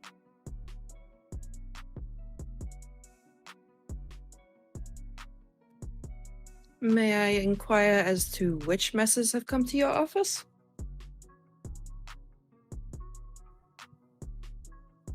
Well, I found a body that was," and she'll motion to Zeke, "brought for me to dispose of. Quite the mess. Interesting symptoms of it as well."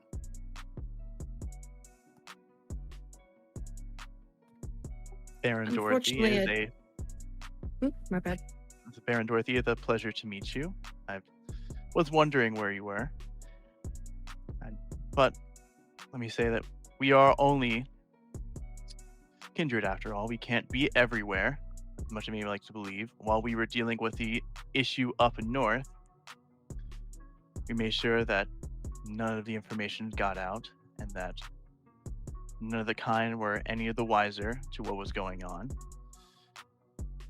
And Deke, may I say, I heard a lot of good things about your smithing, but I see that you have not neglected your words. You are a what's the word? Oh, not a character. Forget the word. Your vernacular is quite exquisite. So you heard about me from who? I've heard that there's not many others who can craft a finer blade or anything else for that matter. That wasn't my question. But we're travel fast. I've talked with a couple others, kindred. People love to talk when they're at, de noches. They love to share what they know of others. It was Carmen. I remember Carmen. I haven't taken her to a picnic in quite some time. I know. Well, I do have that kind of private bar at her area. She hasn't seen us in a while. Maybe we should pop by. Maybe we should. Bring her a gift. I have been working on something new. I think she will love. I love seeing her eyes when she looks upon me and things I make. You just love when anyone looks upon you, darling. Anyway, and she'll put a hand on Rex's shoulder and just kind of strum her fingers. I'll turn to the side. You don't mind. I'm not I'm a little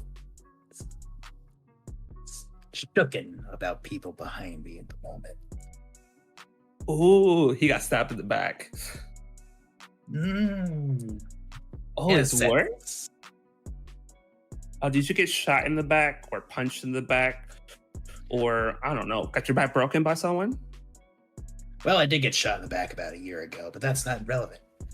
Oh, when you died and got embraced. Yeah. Ooh, fun spicy. story. Not today, though. Not tonight. Oh, so you're saying if I ask, you won't tell me? Maybe some other time, but tonight's business. Perhaps Well, over dinner.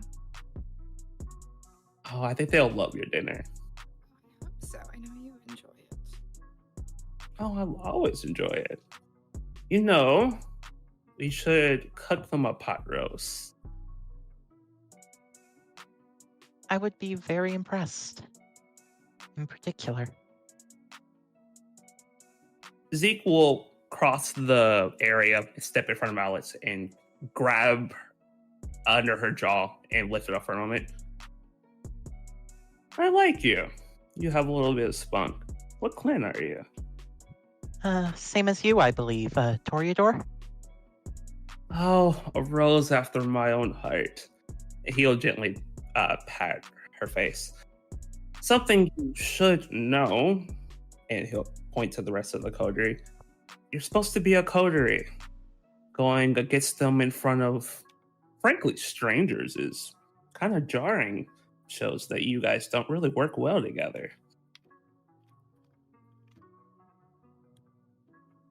I appreciate the advice. I would love to treat you two to dinner sometime. You mentioned a pot roast? Oh, can you cook? Oh, you're the chef. You was in a contest a year ago, right? A couple years ago? I believe it was a couple years ago. You lost that, didn't you? Didn't technically lose, it was cancelled before I could prove myself. You know how the world goes. If you were good enough, they wouldn't have canceled in the first place. The world canceled it, COVID.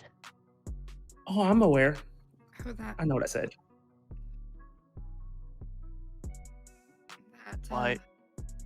And do enjoy this discussion. I do believe that we should maybe get back on track with business. I know that you both must have a very busy schedule. I know the nights only grow shorter by the days, it feels. Especially now getting into summer. We've been investigating quite thoroughly, and we do have at least leads on what we believe to be the case, believed to be a group of kindred causing this issue. we're trying to find any sort of common denominator, anything to connect them all with. Currently, we're investigating the one that we had dealt with, see if they know anything from them. But right now, we're trying to focus on the more pressing issue of dealing with the ones that are still out there, the ones causing problems. If you can allow us in here to investigate, it will allow us, it'll be much easier for us to deal with your problem and make sure that everything is cleaned up. Our problem. It is all of our issue to deal with this. After all, we're all anarchs, aren't we? In this together. You're cute, but not in the sense you think. Question. You said it's a group. How many? Don't know the exact number yet. Do you theorize that, considering how to be a farther range than we originally anticipated, up and down the baronies, it must be more than one, especially with the areas that have been striked in the time frames. So it could be at the very least 2, but possibly more. I doubt that it's any more than 4. There would be a bit more of a mess on our hands if it was that many. Are they Anak or Sabat? Or you have no idea? We Not think know. that they're a neutral power, but they could be Oh. Sabat. Independent. Dumb kindred, but Absolutely. Well, depending. Usually independents have some type of power behind them because you can't be independent without being strong. Because if you're independent, you get used and abused by every sect because it's easier. You don't have backing, power, yada, yada, yada. Which means if they're getting away with this, they might have backing somewhere. You should find it. That's what we're looking for. So we're hoping that access to your region will help in that endeavor. What As do you well as- think? What do you think, Dorothy? I think you know my answer, darling, and she'll walk over to Zeke and loop an arm through his. What information do you have currently? I'll look to Valerie and just see, like, how much do you trust this situation? I just stare, I just turn and narrow my eyes for a moment before what we can offer in terms of information right now that we can make sure that we know is true is that whatever these groups are, we're investigating the one that we dealt with. Unfortunately, we're not able to take them alive, as they were proved to be quite a problem. So we are interested to making sure whatever one we find here, if there is one here, to taking them alive back so we can interrogate them for any information, especially for finding what connection they have together. Because we know that it seems to be vaguely political. They are putting bodies in areas that are near certain barons. So we know that it's not just a mindless spree. There is some purpose behind it. We also suspect that they primarily use the sewers. The last one sure did. Did you want to say something, Annalise? I was able to get a little bit more information today, and it's nothing that's going to break the case, but I know that whoever is operating incredibly quickly after sunset. Our first individual that was dealt with disappeared from her friends. She left them at sunset with a 30-minute drive home in a private individual vehicle and clearly didn't make it home. So sometime in that 30-minute window after sunset, she was taken and embraced. So whoever they are, they move quickly, and I suspect they may have been watching people, scouting them a little bit. It might not be as random as we think. To build off that a little bit, we know that a lot of these kindred are very young. We're not entirely sure the connection behind that, but the one that we dealt with was very young, at least within a year. I imagine that trend will perhaps continue. After all, it's more often than not, it's the youth that make rash and unintelligent decisions like that. I can tell.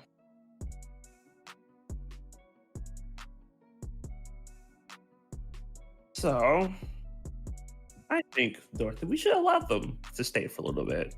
Granted, we should maybe give them a little bit of a time limit.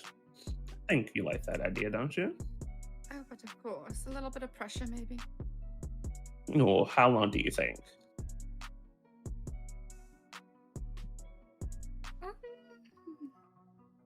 Let me think. Based on what we've already gotten, the things I have already seen.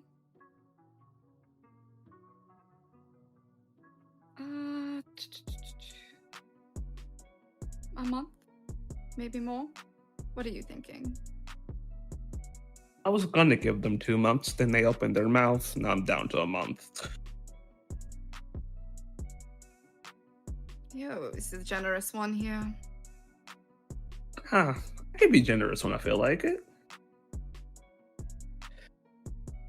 So, you have 1 month to get this person out of our barony.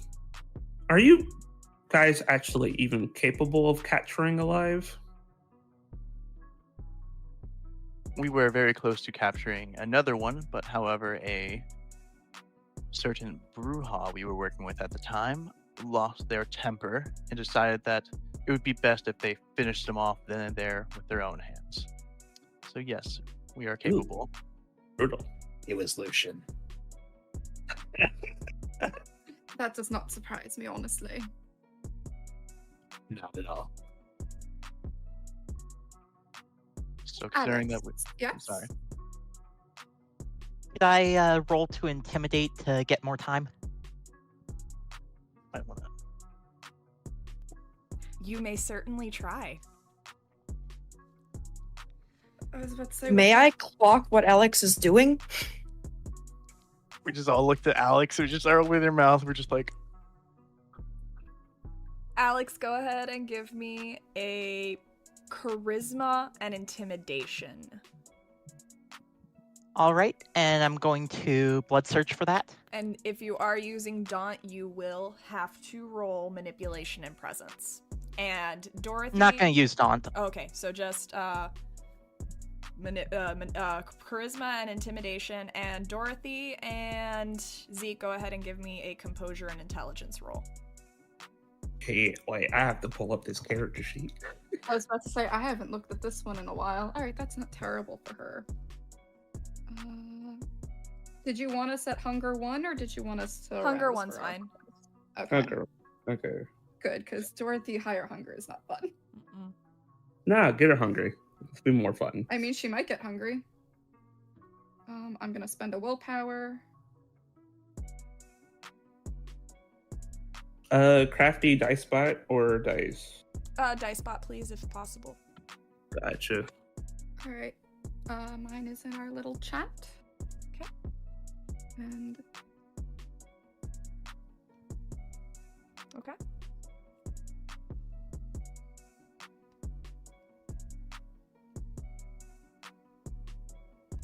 potential bestial failure. Oh no, you sweet summer child. You said composure and intelligence. Okay.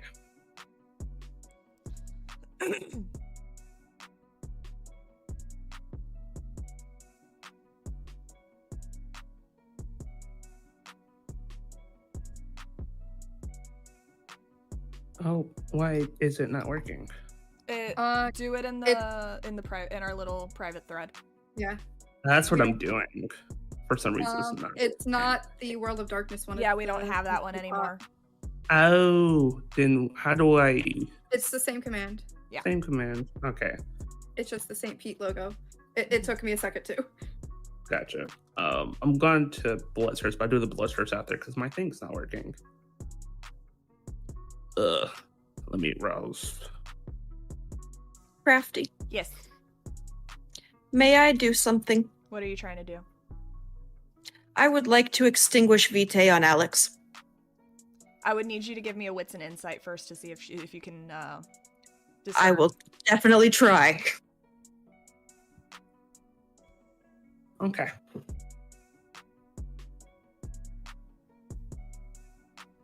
Valerie, we're gonna have to slap these two newbies, aren't we? What do you mean? I'm about to throw him under the bus. I'm about to be like, oh, I don't. I'm trying to I'll get have Alex dinner to with back the fuck off. By using blood sorcery. Well, you know what? Let me roll and see if I even know what's happening. I just say that we should let Alex have dinner with them. I'm just. Said wits and insight. Mm-hmm. Totally have to. Oh, question. Would a swayable mind come into this? I don't think so, but I'm No, asking. No. This is just to see if you would have been intimidated by it, but no. She's that bestial failure's riding. Alright, what did you get, Annalise? No. 2 successes. Actually, Don't notice. Actually, she only got 2 successes for her, so you met it. I'm gonna say you do notice, but not quick enough. Okay. Because right as she tries to do an intimidating presence to Dorothy and Zeke, her clan compulsion kicks in. And she becomes obsessed with the most beautiful person in the room, which is Baron Zeke.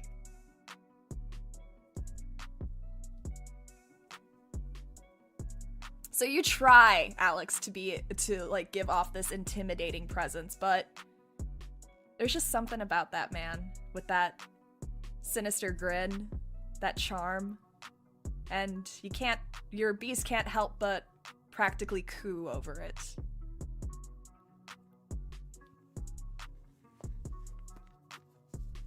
In fact, you'll do whatever he wants.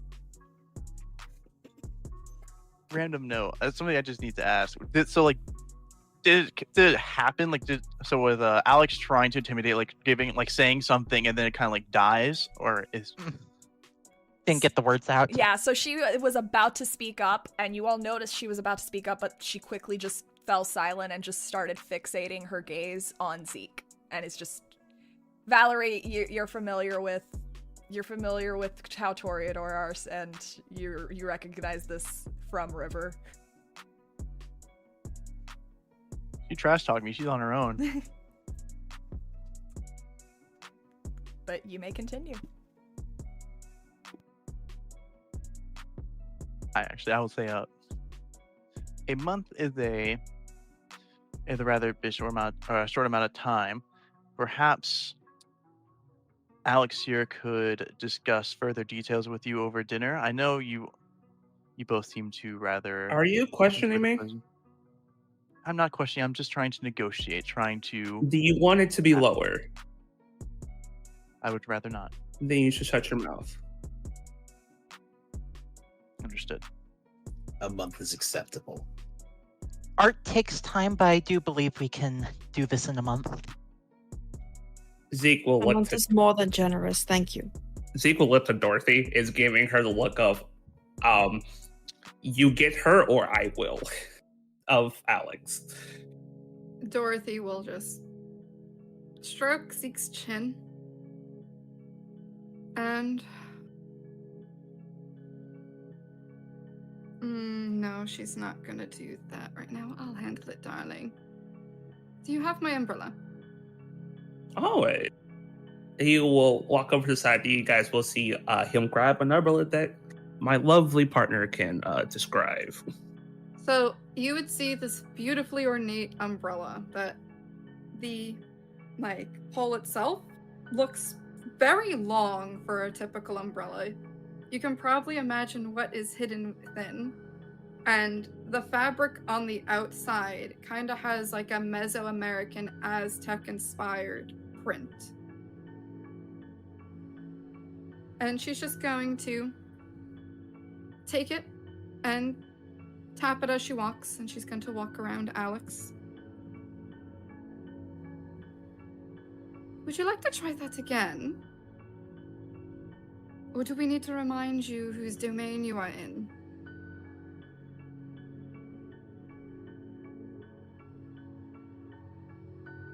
I'm not afraid to send some ashes back to Sebastian. I mean, I do need to have another talk, after all.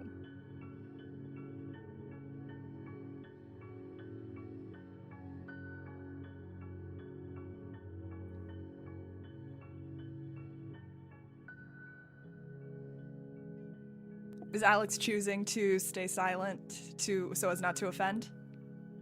Very much staying silent and kind of focusing more on Zeke. All right, so to try to give you an advantage on this, go ahead and do a charisma and etiquette to see if you can properly portray that you are actively minding your place.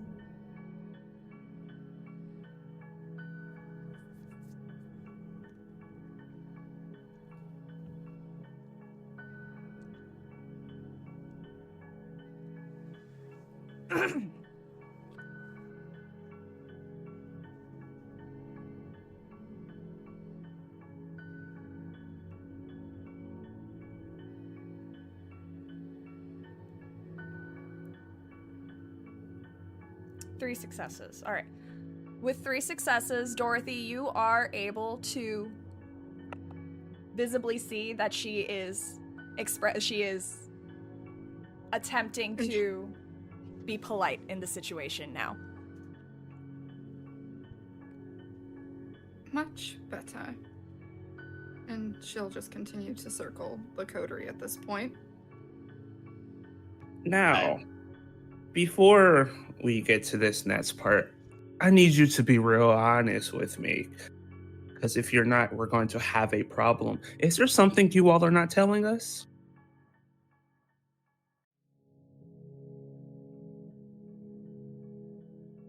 Fuck it. It's a white. They're whites. Question. Does Valerie actually have a physical reaction? No, that's just Jay. I'm just asking. I'm gonna say that in physical reaction wise, Valerie does have a look of like slight, like kind of annoyance, just like a little like eyebrow twitch, just looking over to Rex. I mean, just kind of looks annoyed for a second. I'm not about to compromise my coterie's actions by keeping secrets if they're actively trying to defy me in front of other barons. Now, What do you mean other?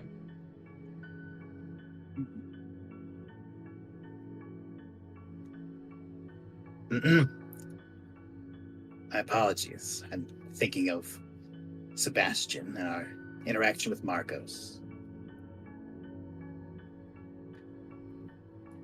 The slip of a tongue, I assure you. Yes, Annalise. I was gonna see if I could get Rex to let. Annalise is holding her hand up for Rex because she's not fucking with this right now. I apologize for the actions of my coterie mates, and I'm trying to be honest and clear with you as possible so that we can get out of here without any more negative loss in time or negative emotions. But you may go on. And all your limbs? Yes, and all of our limbs, and not being a pile of ash on the floor.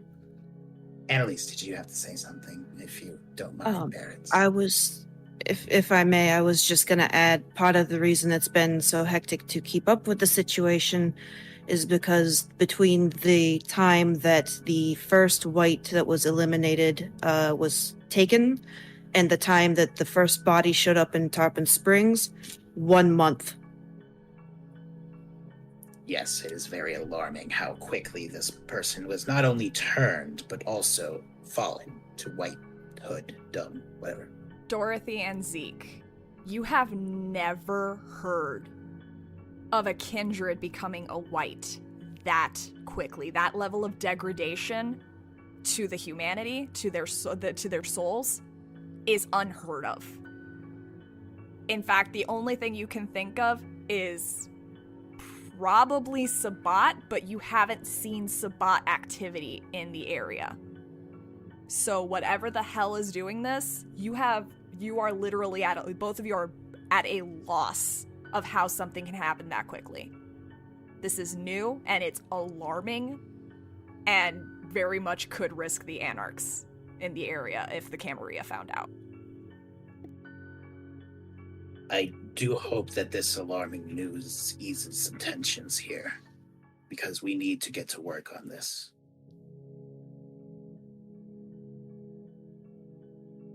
Do you have any theories on how, in the span of a month, they became one? That's what we're working on. We don't know much. We've had some things thrown around at us, maybe like a ritual, like where you get buried alive for like a month or something, but that's just hearsay. Annalise, did you know something? I don't know anything for sure, but I have, excuse the young people term, but a headcanon, a theory that I think they might be forcing them to run a gauntlet. Some kind of just intensive degradation after degradation, something to break down everything they used to be.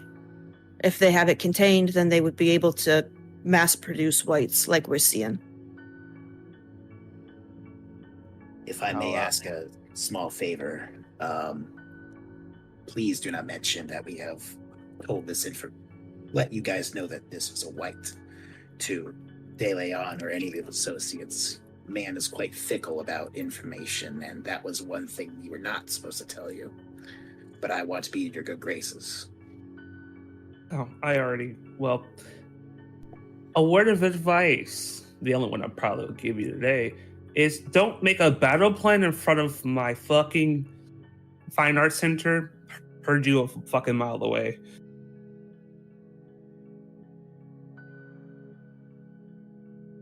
Understood.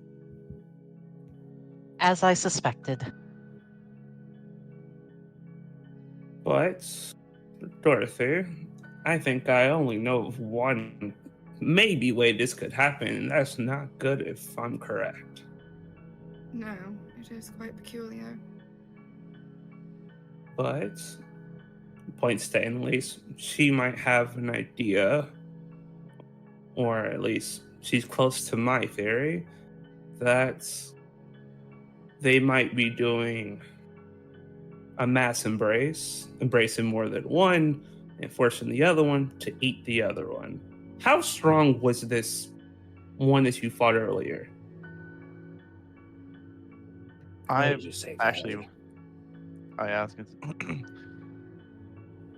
not say that it. I'm not sure if it could be entirely accurate. They were not that strong. They were definitely capable, but seemed like anyone else, any fresh kindred could be as capable. They were fast. Mm-hmm. They had the ability to grow claws, but nothing that was so extraordinary to think that they were of higher generation or feasting on each other. We did not have someone who could read the aura. If we were able to, we would be able to tell if that has occurred. Like I said, that's why we are so bent or so keen on trying to capture one, if we can find out as much information as possible, including if we can find a Tremere to try and detect anything they can, to find anything they can from their blood. Use rituals to try and see if they can tell anything.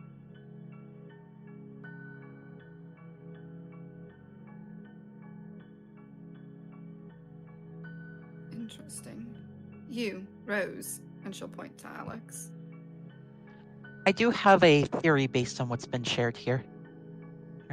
Sounds like there's an individual at the head of this that is actively trying to destabilize the city. Sabbat would be likely, would it not? Not the first, won't be the last. We do know that whoever it is, they've been able to politically target certain kills. So there's at least some form of political motivation here. They know about the Anarch territories, how far they stretch, where the Barons are. So if it is somebody, they are either former Anarch or have very detailed information about the city and the Anarch culture. Interesting. And Dorothy will go and grab an envelope that looks like a medical record. And she'll open it and kind of like read it. And she will... I'm trying to think who she would possibly hand it to out of all of you. Zeke was at the NOS. Yeah. She'll hand the record to the NOS, and it would have records of the latest body that was dumped off at them that Dorothy had to expose of. And I believe it had the bite mark, if I'm remembering, and bruising that looked like it was grabbed, but how strong the bruising was, it was obviously someone of kindred or supernatural nature. And ensanguinated. And ensanguinated. She would have had in, like, written something along those lines. Crafty. Would that have been something that popped up in the skimmer that I put online this last week, or did it happen before then? You would have initially heard of an APB about a body found. However, it was quickly called in as a false report. Okay. Mainly because our delightful Toreador Baron had it taken care of. Got it. They So, swept it out from under my Roomba. yep. So, with that report, the body was found at the Scratch Bar and Grill. It was a cook, and it was found dead behind a dumpster in the back alley. So that should probably be a place you should all check out. Why was this cook targeted? Did this cook have any kind of relations? Were they easy target? Whatever you could find. Alex, you're on social restaurant duty. I'm sure you might be able to connect with these people. Absolutely. We appreciate the tip, and we will investigate post-haste. Hopefully fitting with everything nice and tight within your time frame that you provided us. Yes, I would like to not have to clean up any more messes. I already have enough with my day job. And you'll see Zeke, when Zeke looks at you, the Nosferatu, he does not seem bothered, which is weird because most Toreador do, but for some reason he doesn't seem bothered. And he'll take a step towards you. So I'm guessing you're the leader, or at least leading some of the conversations. Yes, I am the head of this coterie. Question, is Alex actually shaking their head? They are. If I see that, Annalise will elbow Alex in the ribs hard. Seems like you have dissension already. You should handle that. That has been made very apparent to me tonight, and it will be handled. Good. He will gently tap your shoulder for a moment, not caring if you don't consent to it or not. He still does it, and going to walk past to Alex again. Do you not trust him as your leader? I just don't see why a Nos should be a leader. Or it should fall to someone like you.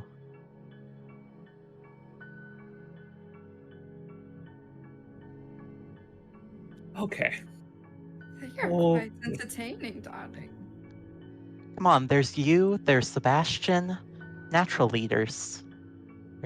We should know our place and do what we can to support y'all. Okay. let me ask you this. Do you think you'll make a better leader than him? I wouldn't say I'd make a better leader. I'd say I'd make a more effective leader. Oh, you'll see Annalise is going. Zeke is going to reach into his jacket, and you will see this really beautiful ornate knife. And if you will look at the blade itself, it has some type of writing in a language you don't know. And he will put it to her throat. All right, leader. If there's any masquerade breaches or issues with this coterie, I'm taking your head. Understood. That is a very impressive blade. Did you I make know it? I did. Yes, I made it. That's obvious. I don't use other people's weapons. Obviously. I hope that you enjoy my weapons every now and then, darling. Every now and then. But that's between me and me. Alternatively, the Ventru makes a natural leader. Zeke will walk over to the venture and put the knife under their throat. What do you think? Do you think they're just throwing you under the bus, or do they actually think they believe that? I think that Alex is a very fresh and uneducated kindred. While they may have garnered some education or some knowledge from their sire, clearly the sire did not put enough effort into training them in etiquettes and other manners. I don't think that Alex necessarily has ill intentions. I just think that they are uninformed. Who makes a better leader? And points to the two of them. And no, I don't want any high-strung bullshit answer. Say a name. Out of Alex and Rex, the better leader of the two would most certainly be Rex, as while he is also young, he has shown much better experience and been much better at gaining an understanding of our systems and how things are. While Alex have made a couple blunders, mainly of the social type, Rex has been proven reliable time and time again. So, are you saying that this Nos can outtalk that Toreador? That is the beauty of a coterie. It's not the leader doesn't have to be the best at everything. The leader simply must. What makes an effective leader is delegation and understanding the importance of task, of knowing who's the best for a job, and making sure that everyone's on the same page. And what makes also Rex effective is that he's not afraid to get his hands dirty and do the work himself and lead by example. Darling, Like your answer. I don't know about you, but they're sounding quite Camarilla right now. True. Zeke will tap their cheek with the blade. You. And she'll point to Annalise. If I may, Rex has my respect and my admiration. Alex is about to have my boot up her fucking ass. He understands what it takes to make things function. He understands what it takes to get the job done. And he understands supporting his teammates. Alex is a discarded chew toy who is figuring out how to stand on her own 2 feet. The clear choice, the only choice, is Rex.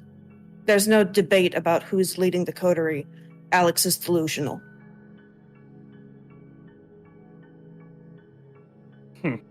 Zeke will smile, look over to Dorothy.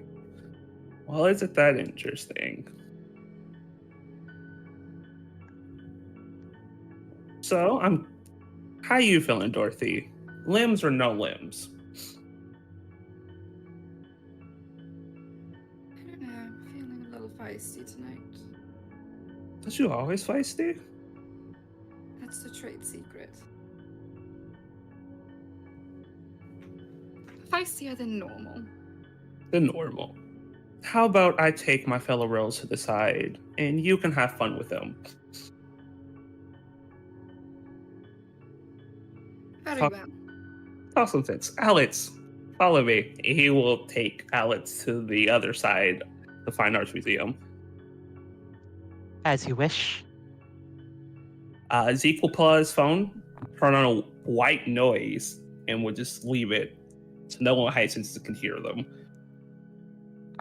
He's going to say, for someone of our clan, you disappoint me. You are a rose. Why aren't you leading? Or why aren't you manipulating? I should be. My skills lie more with manipulating the kind. I was dealt a very bad hand in dealing with kindred politics, unfortunately.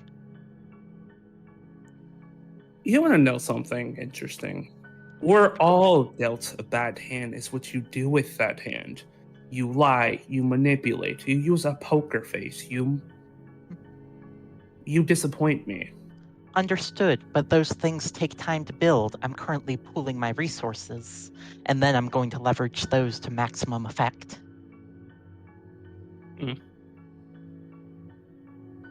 Let's see. So here's what's going to happen. You're going to follow that Nosferatu. You're going to do as he says while you're in my barony. Then you're going to manipulate. You're going to manipulate him into getting what you want. It doesn't have to be immediate, but take the time to do it. If he rips your head off, that's your fault. I understand. I have blades in their back already. They're poised to strike when needed. The trick is to give it time, let it settle, and then draw it against their necks when needed. Perfect. Playing the fool tends to put people on the bad foot. Good. But don't play a fool in front of fucking me. I I was very tempted to take your head and just throw it back to Sebastian. How about we find time to spar sometime? I'm good with the blade as well. You think you have a chance? Not necessarily, but I have much to learn from you. I also offered to treat you at my restaurant. Maybe in a month after all this business is said and done? Zeke will pat their head from it. Let's see what you can do in the month. He walks away. Dorothy, what are you going to do? As they're walking away, she is just going to look at them all. Very interesting. Squabbles. Quite fascinating specimens you all are. Now I see why Sebastian picked you.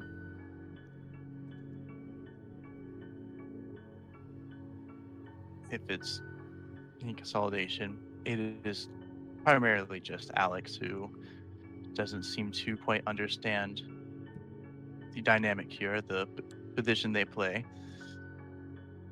I'm going to be clear here. I have known these people for 3 weeks, and they already try to be insolent worms in my fucking presence. Things will be dealt with. They're Rose. They always like to stroke their own ego. I can tell.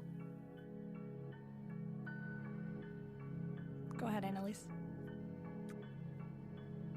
If I may, do you see now why I was swearing at her so much when we first met? I had my inkling. Dorothy, are you going to have any fun with Alex before the coterie departs for the evening? Yeah. She's going to rouse.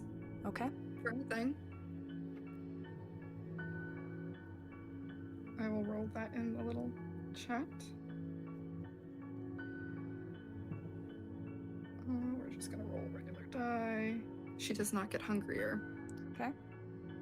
And you will see, in her gloved hand, will turn to claws.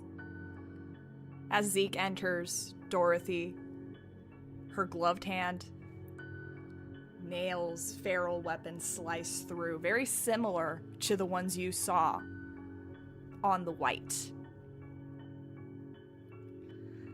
And she just breezes past Zeke to go speak with Alex.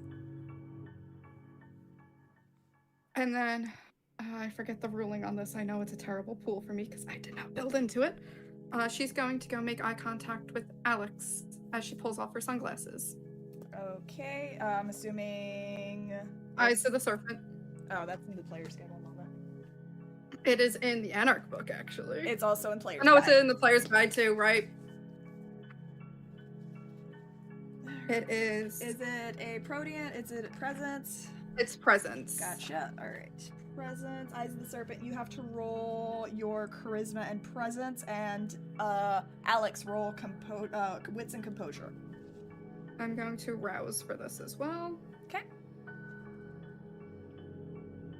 I still have the penalty from the clan compulsion. Yes, you do.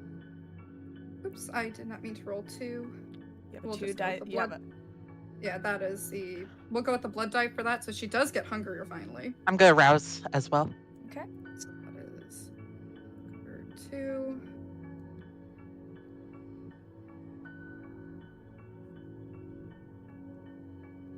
I am going to re-roll the fails because I do not like the pool.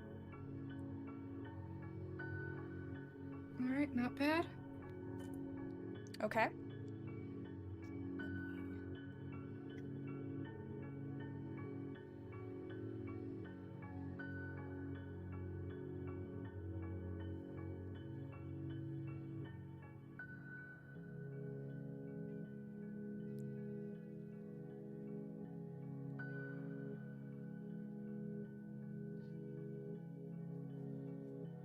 The suspense is killing me. Mm-hmm. One success. So, Alex, Dorothy enters the room, and while she is small, your eyes are drawn to hers, and you see them turn into slitted serpentine eyes, and you can't help but feel frozen in place as she approaches you. You cannot move, no matter how much you want to in this moment. And you cannot speak above a whisper. Yeah, And she's gonna maintain eye contact with you as she approaches. You may be a rose like Zeke here, but I do not take disrespect to other clans very lightly. And she is going to lift up one of your hands, and with her clawed hand, cut it off.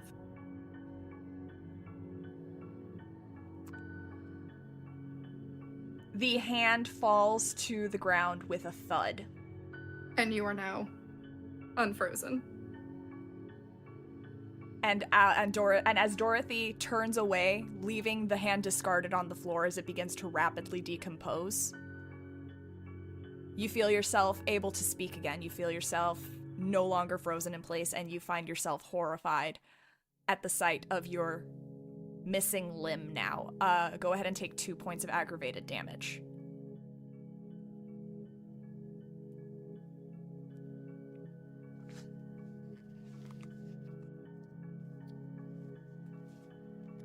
I assume we were all able to watch this? Nope. This was No? off in Oh, a different. damn it. This was off in a different room. Damn. She'll be shaking the blood off of her Yeah. hands though as she returns. Yeah, you do see Dorothy returning with And- Vitae that's not red anymore. It's quickly turned into a viscous brown sludge. It's gonna take about a week for Which your hand. arm did you cut off? Katie's gonna be nice, your non-dominant hand, so whichever one was the non-dominant she would have done. Okay.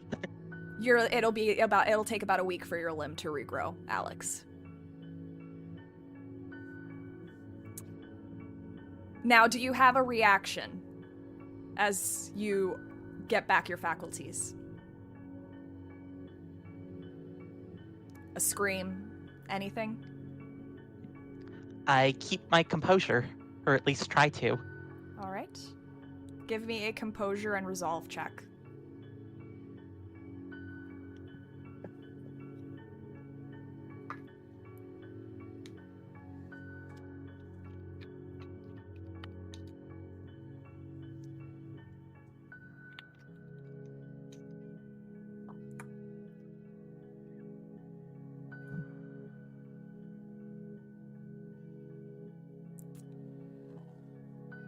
you can't resist the mournful, blood-curdling scream that comes out of you as you try to maintain it, because your hands are your livelihood. They are what helps you make art. And with the bestial failure, you feel the urge to flee the scene, to just leave.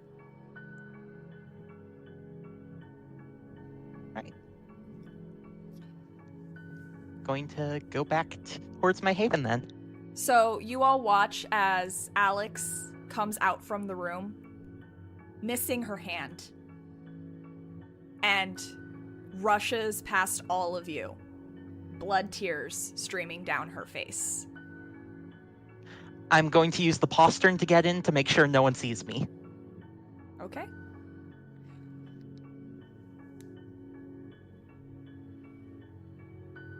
Rex, I believe it's time. I think it's time that you guys say a polite goodbye. Thank you for having us this evening. I'm sure my coterie mates entertained you for the evening as well. Oh, quite. Don't be strangers, though. I do like to entertain people for dinner, though. Perhaps one of my infamous picnics you can ask Carmen about. I don't feel comfortable asking Carmen much these days. Well, you all have a good night. Oh, you have a good night. Any parting words? You're referring to Annalise and Valerie. Thank you for your hospitality and the generosity of both the time and the light sentence you let Alex get off with. Oh, but of course, just let that be a reminder that I will take my time when Zeke won't. He may let some disrespects come through, but I don't take that lightly. She's a lot more dangerous than me. Valerie? Well, you are both incredibly generous. Valerie will just give a very simple, I appreciate your hospitality. The coterie departs, leaving the way they came and leaving the Co Barons to clean up the tiny mess in the side room. And I think that's where we're going to end our session tonight. Thank you so much for joining us for an episode of St. Pete by Night. The coterie is definitely going to have a lot of words to exchange next week, with our short king coterie head having a little bit of an aneurysm over there. But thank you so much for joining us. Thank you so much to our guest players for reprising their roles. And we will see you here next week. Bye.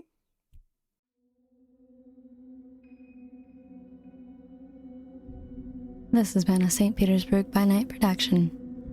Don't Get Caught is produced in agreement with the World of Darkness and Darkback. The storyteller for Don't Get Caught is Nikki. Tonight's characters were voiced by Jade, Mango Salsa, Krazaz, and Jay. Visit our website at stpetbynight.com for more information about all of our productions and how you can become part of our community. Thank you for listening. Until next time, fangs, stakes, and claws out.